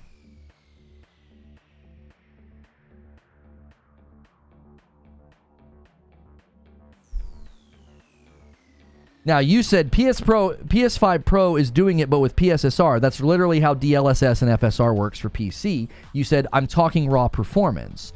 So when we went to answer your question, we invoked the Pro because we felt like that's what you were talking about. You're going in spirals? No, I'm not going in spirals.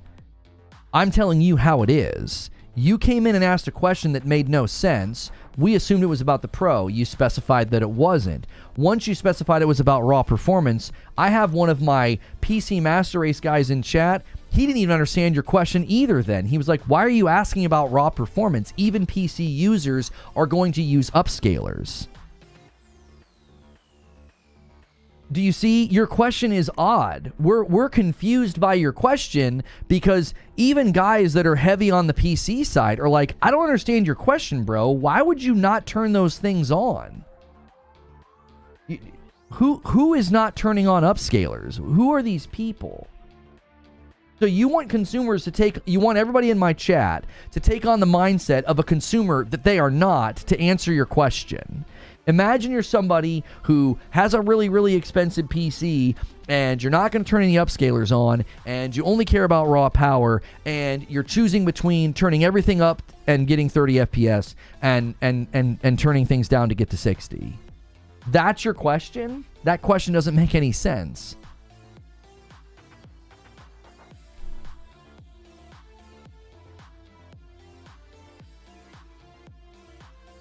The question doesn't make any sense. It's got 18 qualifiers in it.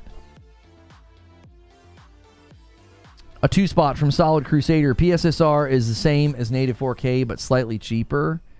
PSSR is the same as native 4K, but slightly cheaper. I don't think that's accurate. He doesn't understand how integral upscaling has been in games for decades. Upscaling in some games is not implemented in the best, and some games that are slightly older doesn't have the option, and that's why I asked, what if they don't have upscaling?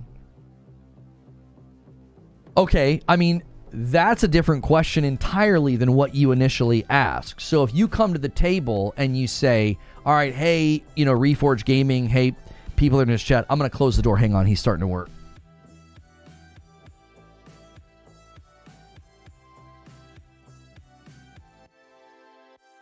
If you come to us and you say, hey, we got a game here that that has no upscaling available, which would you choose? A lot of us are going to say performance because that's what we've been choosing for a long time. We've been choosing performance on the base PlayStation 5.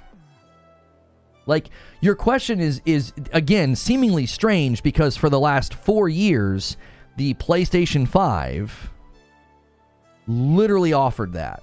No upscaling. You pick between performance and quality. Right? That's why the question, again, doesn't seem to make any sense. For 4 years, we've had to choose between quality and performance. If you actually read the question and answered it normally instead of doing but why and bashing it, nobody bashed your question. Saying I'm talking about the Pro, then it wouldn't have been this long talk. The reason I think you're frustrated is because I caught on to what you were doing and you're irritated that we didn't play into your hand. I think you thought you were going to come in, ask a question, get everybody to admit that, yeah, I wouldn't choose quality and all that great stuff if there wasn't any upscaling. And then you could basically say, yeah, high-end PCs are better because they don't have to use upscaling. Like, I think that's what you were attempting to do. You came in, framed a question that was clearly targeted at the Pro. When we figured out that you were targeting the Pro, you claim, oh, I'm not talking about the Pro. Well, then what are you talking about? For 4 years, we've been choosing between quality and performance on the Xbox Series X and the PlayStation 5.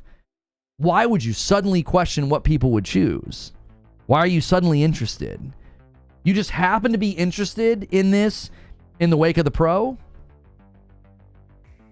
Come on, dude. In the words of Ben Affleck in Good Will Hunting, you suspect. You suspect.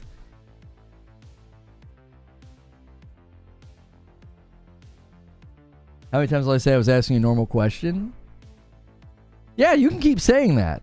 I don't believe you. I don't believe you.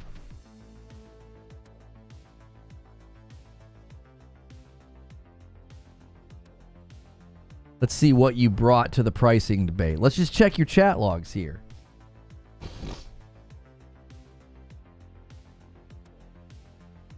Yeah, here we go. Here we go. You weren't asking about the Pro. During the PS5 Pro reaction price debate, you were in my stream and you said, brother is coping hard for a $700 overpriced console. Sure, Jan. You weren't asking about the Pro today. Sure, Jan.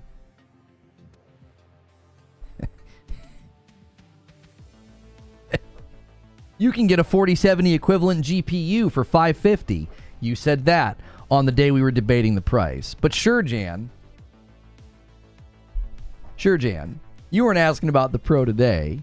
You know, just said that somebody was coping for the overpriced Pro for $700 and talked about how you could get a superior GPU for $550. But sure, Jan, you weren't talking about the Pro today.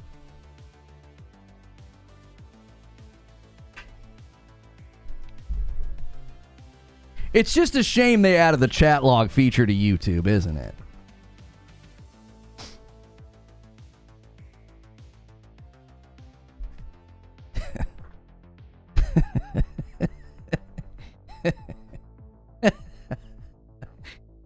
People were arguing over some BS? No, you literally in my chat said people were coping hard for an overpriced $700 console, but you didn't see the video from Sony. You didn't see the video from Sony. You've not been paying attention to the Pro. You were in my chat the day we debated the price. And you were on the other side. Take a walk. Take a walk. I told you, I can always smell the stink on somebody. It's like, I know what you're doing.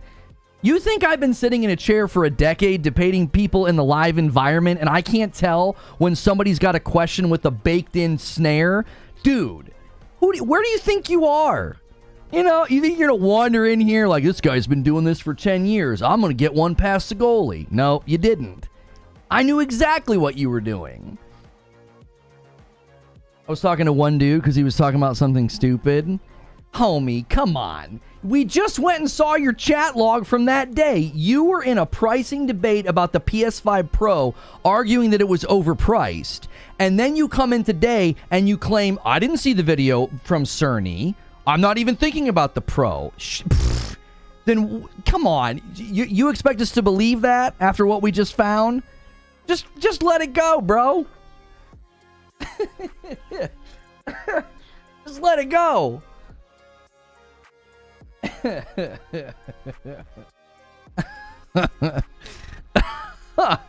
I knew it. I told y'all. I was like, I know what's going on. And listen. The funny thing was, too, when did the question show up in chat? I told you guys, like, maybe 5 minutes before his question showed up in chat. I said, that's what they're going to do next. They're going to stress native. Native. Well, it's not native. Well, look at they're going to stress internal resolution. That's going to be the big thing they bash on next. People who even own PlayStation argue over the price. That's fine.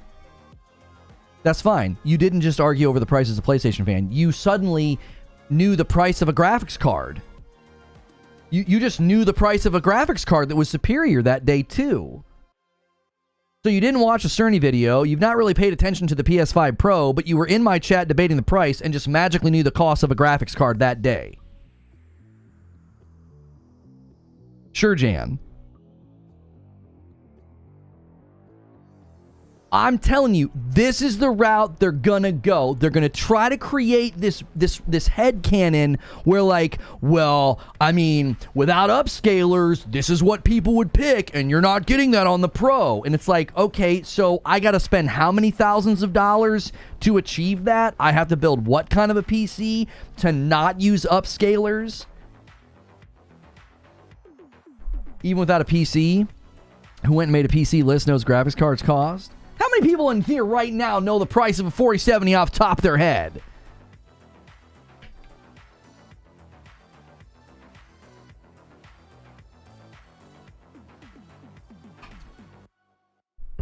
I don't know what GPUs cost off the top of my head. Half this chat's not going to be able to tell you what the cost of a GPU is off the top of their head. You suspect. I knew it. I told you guys. I said, this is where they're gonna go. Because they moaned about the price and they said that it wasn't worth it. And I said, wait for Digital Foundry. These guys are getting ahead of themselves. Let these guys build $700 rigs and do benchmarks. They won't. Let them. They won't. And then we get hands-on, and it's undeniable. It's like, this is unbelievable, the performance we're getting out of a $700 device. So where are they gonna go next? Well, it's not native. They're using upscalers. Alan Wake's running at 839p. That's where they're gonna run next. They're going to obfuscate and they're going to create false headcanon about native versus upscaling. And what they don't realize is by doing that, they're just telling everybody that they don't know what they're talking about. Upscaling has been being used for the last 4 to 5 years to greater and greater. It probably even existed before that. But in the last 4 to 5 years, it's gotten significantly better. Significantly better.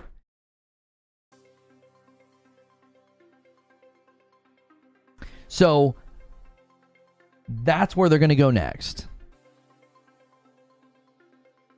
That's where they're going to go next. They're going to go to, it's not native. They're having to use upscaling. And the other thing they're going to try to invoke is, well, they didn't make good on the PS5 promises, so you've got to get a Pro to get those thresholds. You know, Sony lied, and now they're selling you a $700 Pro. It's like, those are their two, you know.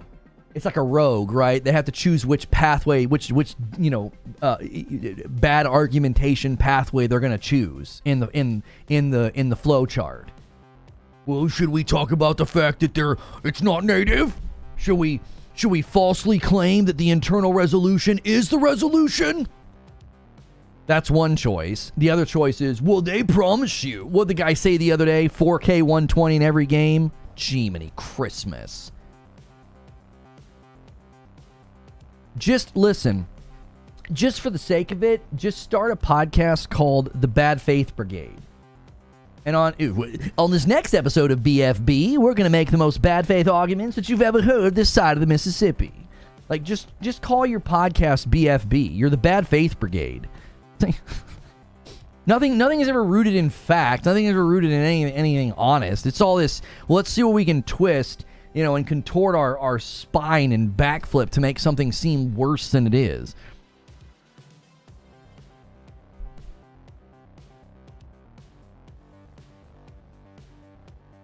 He didn't want to include upscalers because 1440 DLSS is 960 in DLSS quality mode. Right. It'll be on the thumbnails. It'll be in the tweets. They're all going to claim internal res is the res. I guess it should be fair, says Zubair. If I could run the game at ultra settings at 4K 240, I would turn on upscaling. Oh, I wouldn't turn on upscaling. I mean, yes, in a mythical land where we all ride on unicorns that, you know, make us quesadillas for lunch every day and worship us, where we have, you know, PCs that are that strong or consoles that are that strong where you can run everything ultra 4K 240 FPS on a monitor that gives you a back massage at the same time as experiencing this euphoric, amazing, like, life in video games, well then, yeah, sure, nobody would turn on upscaling in that land that doesn't exist. Like, yeah, that sounds great. I think I would name my unicorn Richard, you know?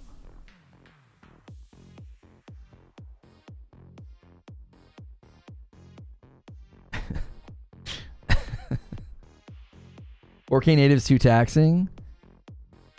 Where'd I get one of these monitors? Yeah. They sell them at the unicorn store. Like, yeah, exactly. Invoking native. Listen, that something that I've really enjoyed this year in particular is writing the scripts for the podcast that I don't waste time watching, and then seeing the clips on Twitter and being like, yeah, I said they would say that. I think that's been one of my like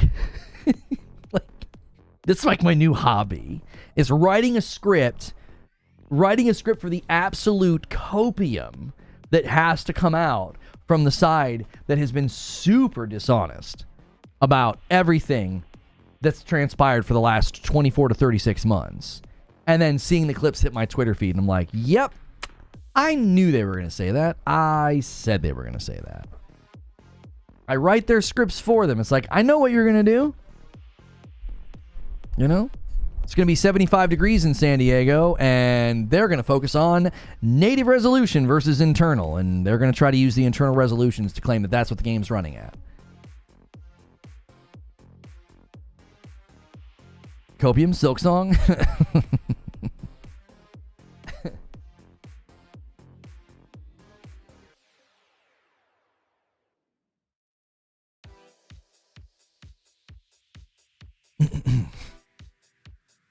Are they still here? Do they run? I mean, he's probably still here. You guys don't even need the dogpile. I knew as soon as what we were doing was interpreted as attacking, I was like, yeah, I know what you're doing.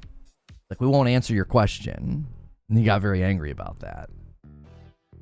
Claimed we were attacking him. It's like, nobody's attacking you. Oh, my lands. Let's see here, chat. We definitely got a little interrupted today, but let's do something. My members only question command is cleared. Let's try to hit 100. Let's get 22 more members. Let's get 40 more likes on the video. Let's keep things going. Smash like, and if you are a member right now, gifted or paying, you can submit a question and have it show up on the screen. You can use the question command, exclamation point question, and then just put a space, type your question, and hit enter. Nightbot will grab it. And then I will pop it up on the screen, and I will do my best to answer you. Content.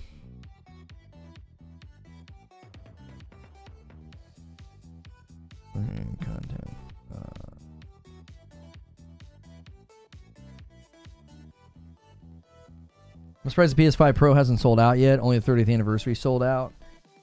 Well, we don't know how many they have currently made and how many they are able to make before it launches, because these are just pre-orders. So until we actually see sales figures, we can't really speak about the rate at which it sold. Like right now, you have guys like, I didn't see what Tom Warren said. People came in and said Tom Warren was claiming like, oh, it's not selling. I don't know what he said, so I'm not going to speak for him. But we know that Destin was like, this just feels different this time because it didn't sell out within seconds. He's invoking sort of a false comparison, right? He's sort of invoking a false history of like, well, the PS4 Pro sold out in seconds, which isn't true. And so it's like, well, this feels different this time because it didn't sell out within seconds. Until we know the actual quantity of sales, there's no discussion to be had about how well or bad it sold.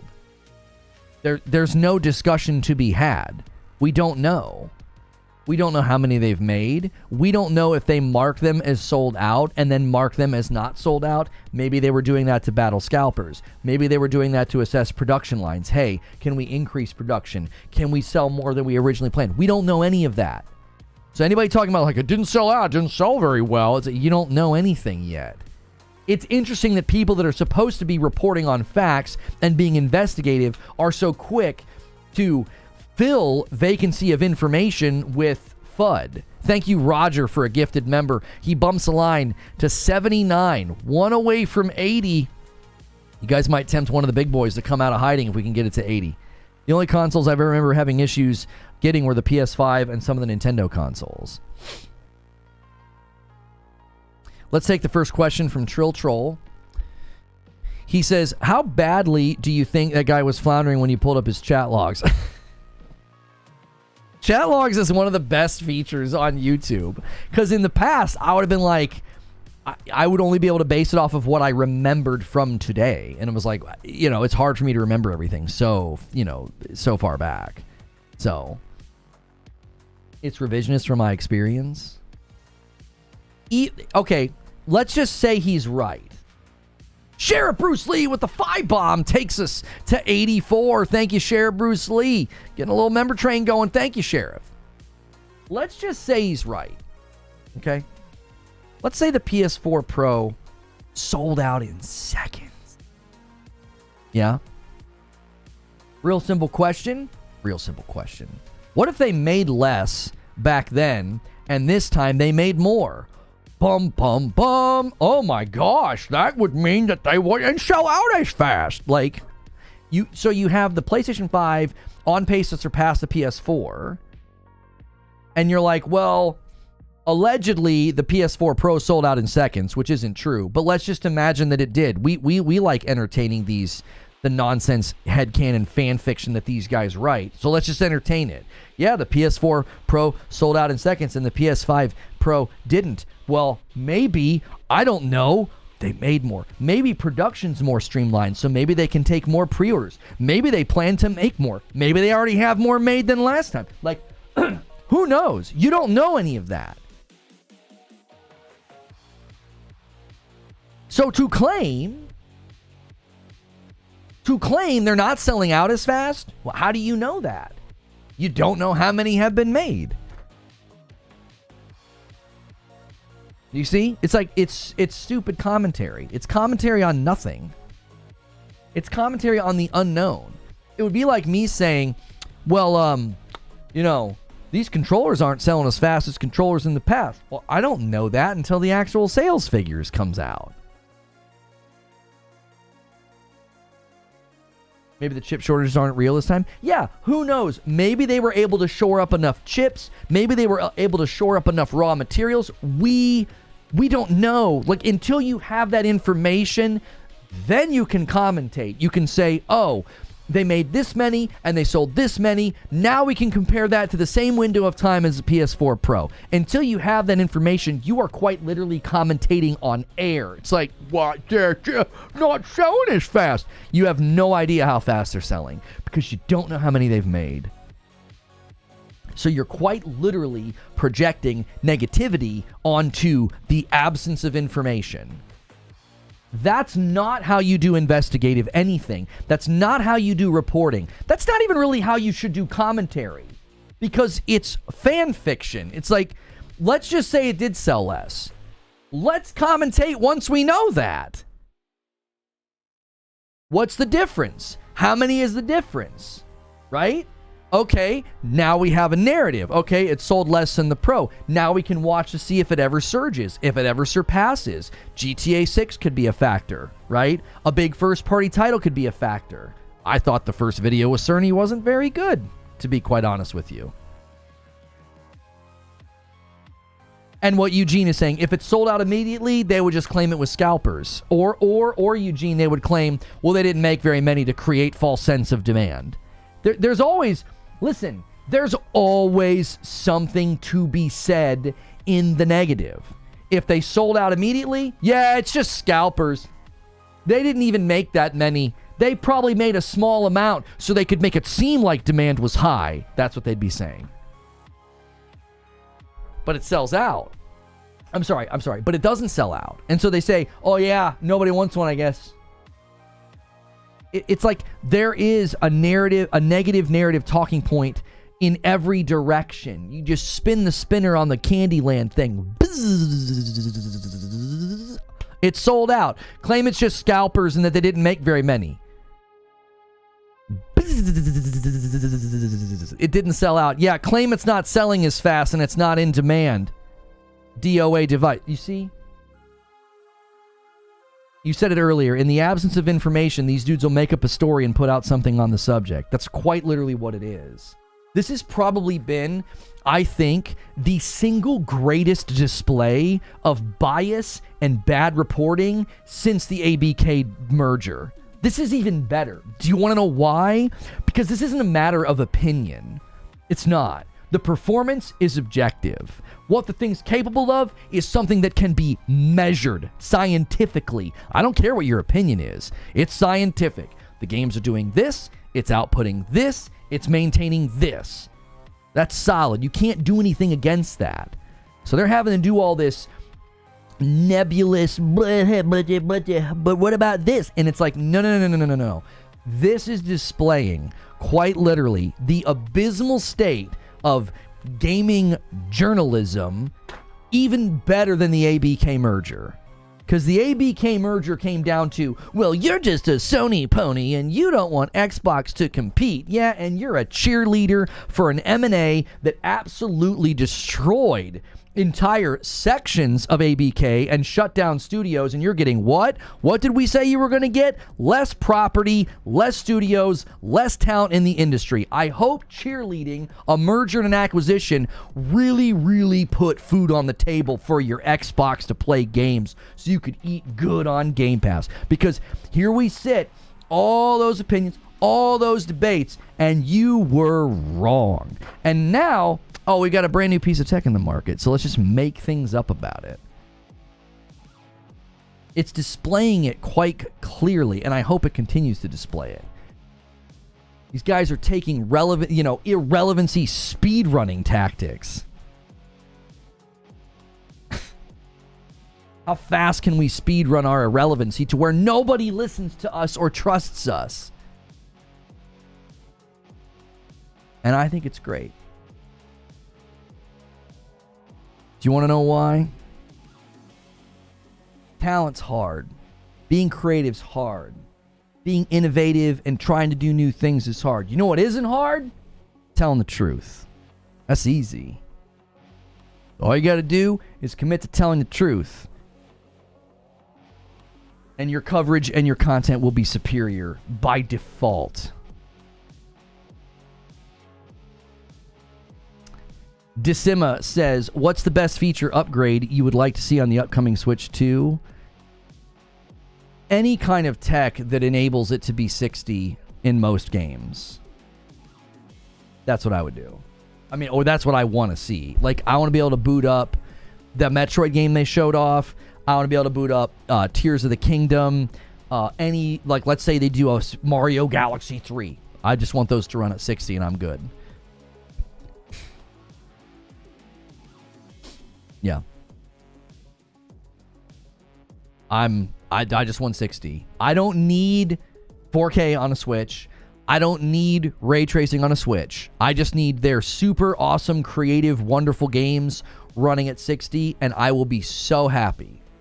Tears of the Kingdom's got a great art style. I don't need ray tracing. I don't need 4K. I don't. Have you played the other Metroid games? I actually didn't like the first-person perspective one when it came out. What was it, GameCube? My older brother loved it. I loved Super Metroid, so I wanted another one of those. So Metroid Dread was fine, but I wanted something that wasn't like Metroid Fusion. I wanted something a little bit more similar to Super Metroid. A question from Sneaky Wolf says, if there's one feature or mechanic from Ghost that you would like to see in Ghost of Yote, what is it and why? They need to maintain the 4 stances. Maybe, I mean, I don't know if they'll do more than 4 stances, but there need to be 4 stances. It doesn't need to be the 4 stances from Tsushima. She has a different weapon set.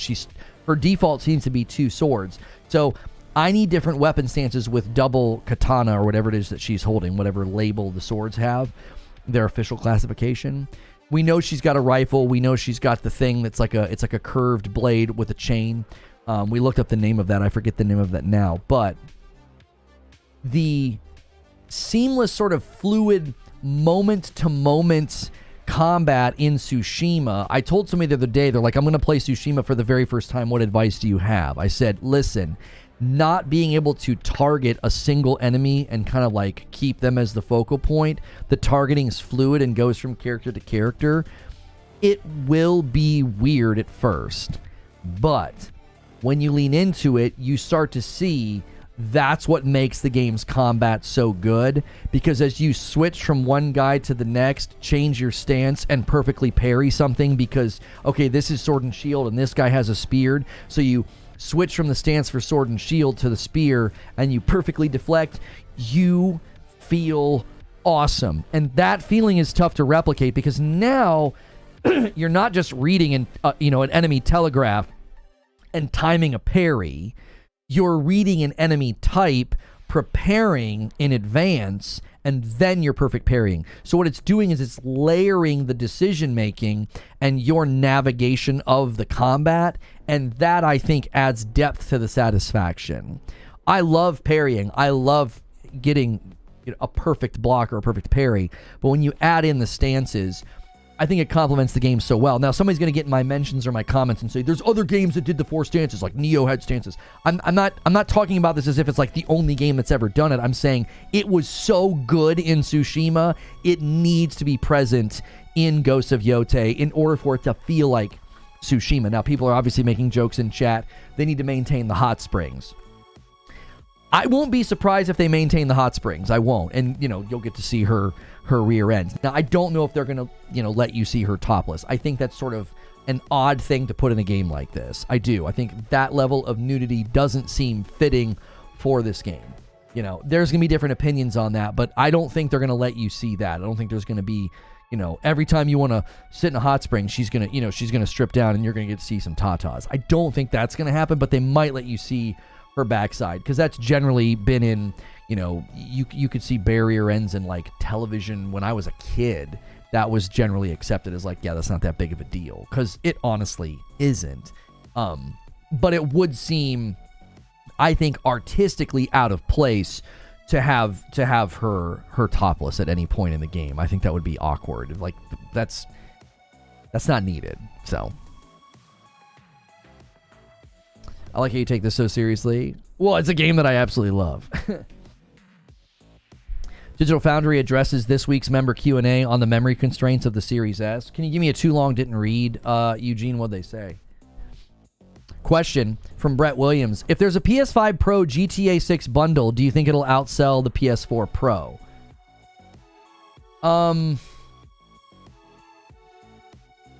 I mean, if they got any kind of a marketing deal with GTA 6, that will certainly, I think, create like a massive amount of demand.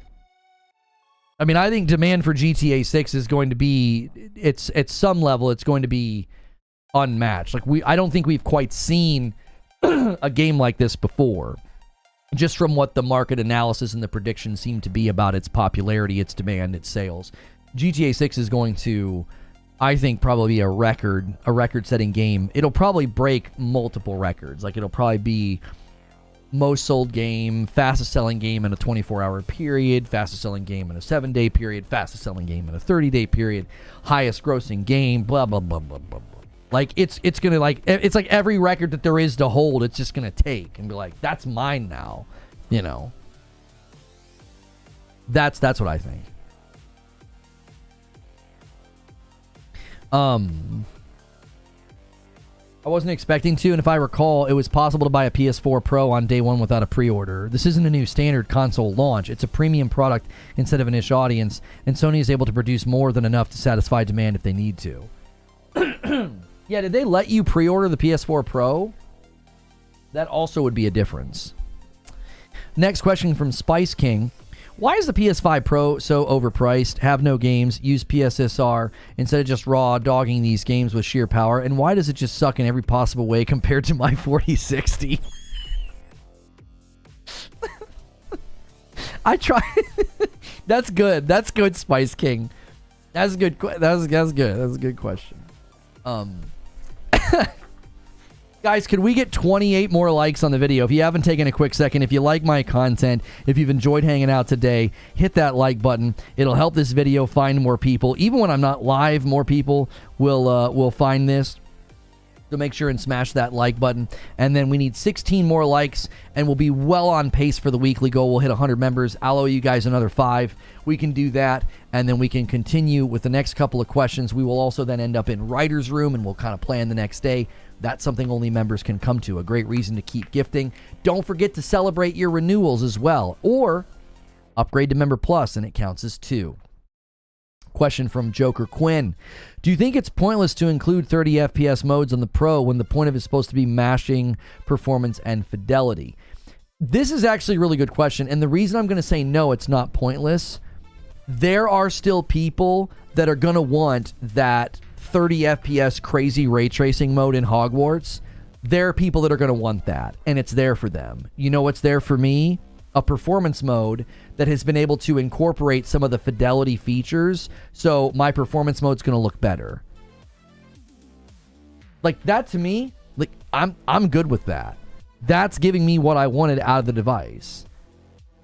I don't need every single game to be like, here is ray tracing to 11, 4K resolution, 60 FPS. I don't need that. That's unrealistic, right? In order of importance for me, frames per second, resolution, ray tracing, in order of importance. So if I get my 60 frames per second and they incorporate some of the resolution or some of the lighting or some of the stuff from the fidelity mode, but I don't get the crazy enhanced ray tracing in Hogwarts specifically, like, I'm okay with that. I'm getting what I wanted. Now, it won't surprise me if that becomes a talking point. That'll become a talking point. Yeah, well, you didn't get that ray tracing mode in Hogwarts at 60. Sony lied. Guaranteed. Guaranteed that ends up being a talking point. Yep, Sony lied. Yeah, there's a ray tracing mode on Hogwarts at 30. Like, okay. That's about as intellectual as there's 8K on the box. 8K's on the box, guys. Like, come on. Zinthos says, if it's unreasonable to expect the Pro to hit 4K ray tracing 60 on all games, what qualifies as not having to choose between fidelity and performance? Well, what I would say is if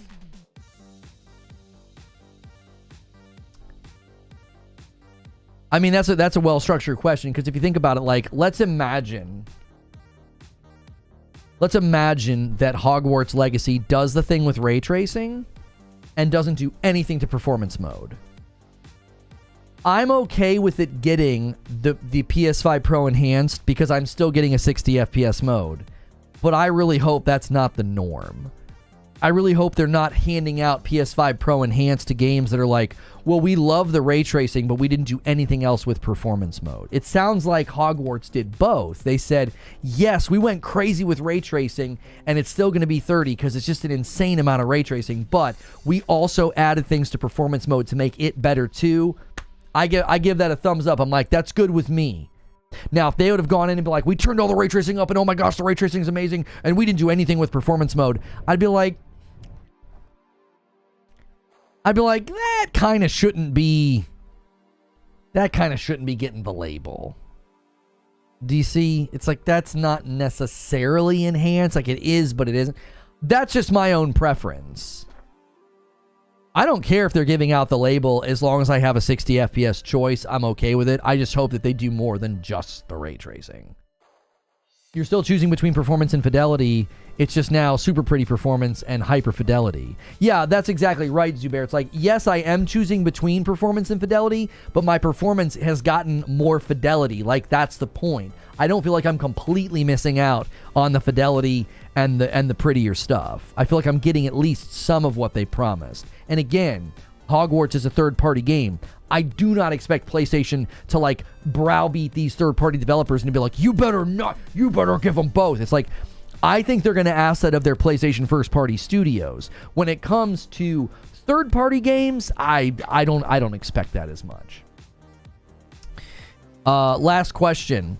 Are you ever going to go back to Metroid Dread so we can finally see that it is on par with Super, if not better, minus nostalgia? I mean, listen, I was starting to enjoy it, Omar. I really, really was starting to enjoy it, but it was a game that you got to start fresh and keep going, because if not, you lose your bearings, and I lost my bearings.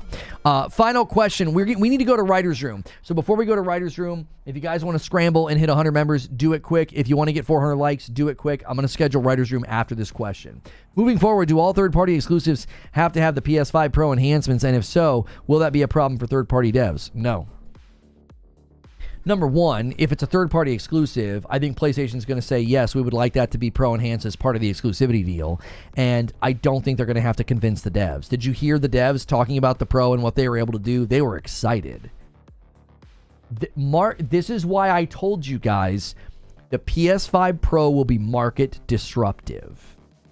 It'll be market disruptive because it's not just targeting the consumers, it's targeting the developers. Mark Cerny said, what do developers want? Give it to them. Developers are going to look at the Pro and say, this is great.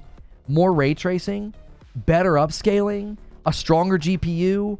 Oh, we can do all this cool stuff now.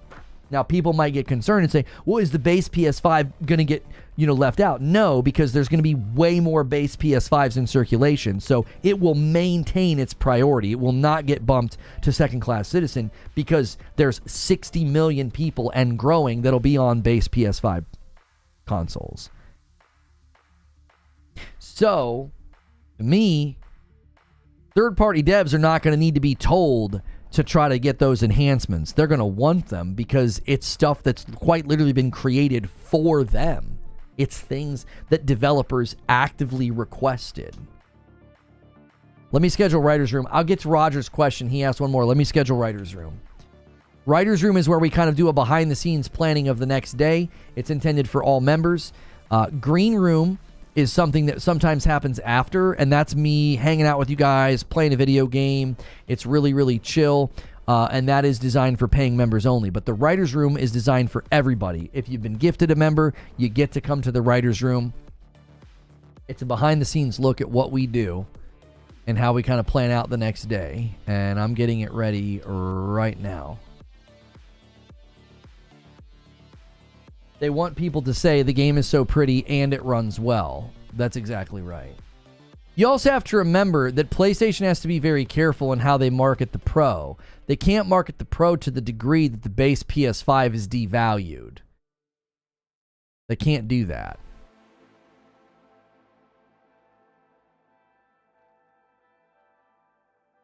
All right, I'll give you guys 5 minutes. I've got the Writer's Room set up. I've got redirect set up. If you guys scramble to 100, I'll double what I owe. I'll do a 10 bomb instead of a 5 bomb. I'll give you guys 5 minutes to do that, and then I'll spam a link in chat, and we will go to the Writer's Room, which the Writer's Room is set up auto start. What the heck? That's not. Oh, I remember why we did this. It's because I had to do it in the middle of the day because of the power outage. Yo, Stone Spire gifts a member. He says, come on, boys. 15 more. That's 3 5 bombs. Let's get it. You guys do 15 more. I'll do a 10. That's 25 more people that get to come with us. Thank you for that generosity, Stone Spire. Always taking care of this community with those gifted memberships, man. Just keep in mind how a lot of people received PS5 before it released. And Cerny, I trust. Is Creature going to be in the Writer's Room? Yeah, he should be there today. And Roger adds 1 to the total. Little train here at the end. See if we can't scramble to hit 100. And I'll drop a 10 instead of 5. I would ordinarily only owe you a 5, but I'll drop a 10. We're celebrating the fact that my plumbing work is getting done for about half of what I was originally quoted, and that's worth celebrating. I like pretty smooth. What's wrong with that? I would like to turn it on. My DLSS looks better than native sometimes. Plus, it takes the stress off the PC. Yeah, I was playing Witchfire yesterday just to kind of test it out. We might... I don't know if I'll have time to show it to you guys today, but sometime this week we'll have a green room where I'll show you guys Witchfire. And it had the settings set to ultra. And I was like, why? And so I lowered the settings to medium, and it still looked great. I was just getting little hitches here and there. And another single comes in from Joker Quinn, and he takes us to 87. Thank you so much, Joker Quinn. You the man. These single gifteds add up quick. There's an extended gameplay video of Hell Is Us. Okay, we might check that out in Writer's Room. Another great reason to be a member. We got another question coming in here. I'll throw it up on the board while we wait. I'm giving you guys, you got 2 more minutes. 2 more minutes to get 13 more members. And the question is, if you could play one game again for the very first time, what would it be? Probably the first Hellblade. Either the first Hellblade, the first Ori, and the Blind Forest, or Tsushima. October. Yeah, October's got Throne and Liberty, Kill Knight, Until Dawn, Silent Hill 2, Diablo 4 Vessel of Hatred, Dragon Ball Sparking Zero, Metaphor, Starship Troopers Extermination. Shinobi's got a nice little list here for us. Undisputed, A Quiet Place, The Road Ahead, Super Mario Party Jamboree, Teenage Mutant Ninja Turtle Mutants Unleashed, Batman Arkham Shadow, Wise X Nordics, Call of Duty Black Ops 6, Sonic X Shadow Generations, Life is Strange, Double Exposure, and David K renews his Member Plus. Those count. That bumps the line to 88. Welcome back, David K. Make sure you guys are celebrating those renewals. If it's a Member Plus or a VIP, it counts. Dragon Age The Veilguard, Horizon Zero Dawn Remaster, and Clock Tower Rewind. Yeah, October's pretty stacked, honestly. That's not bad. All right, you guys got 1 minute. 1 minute. I'm going to spam the link.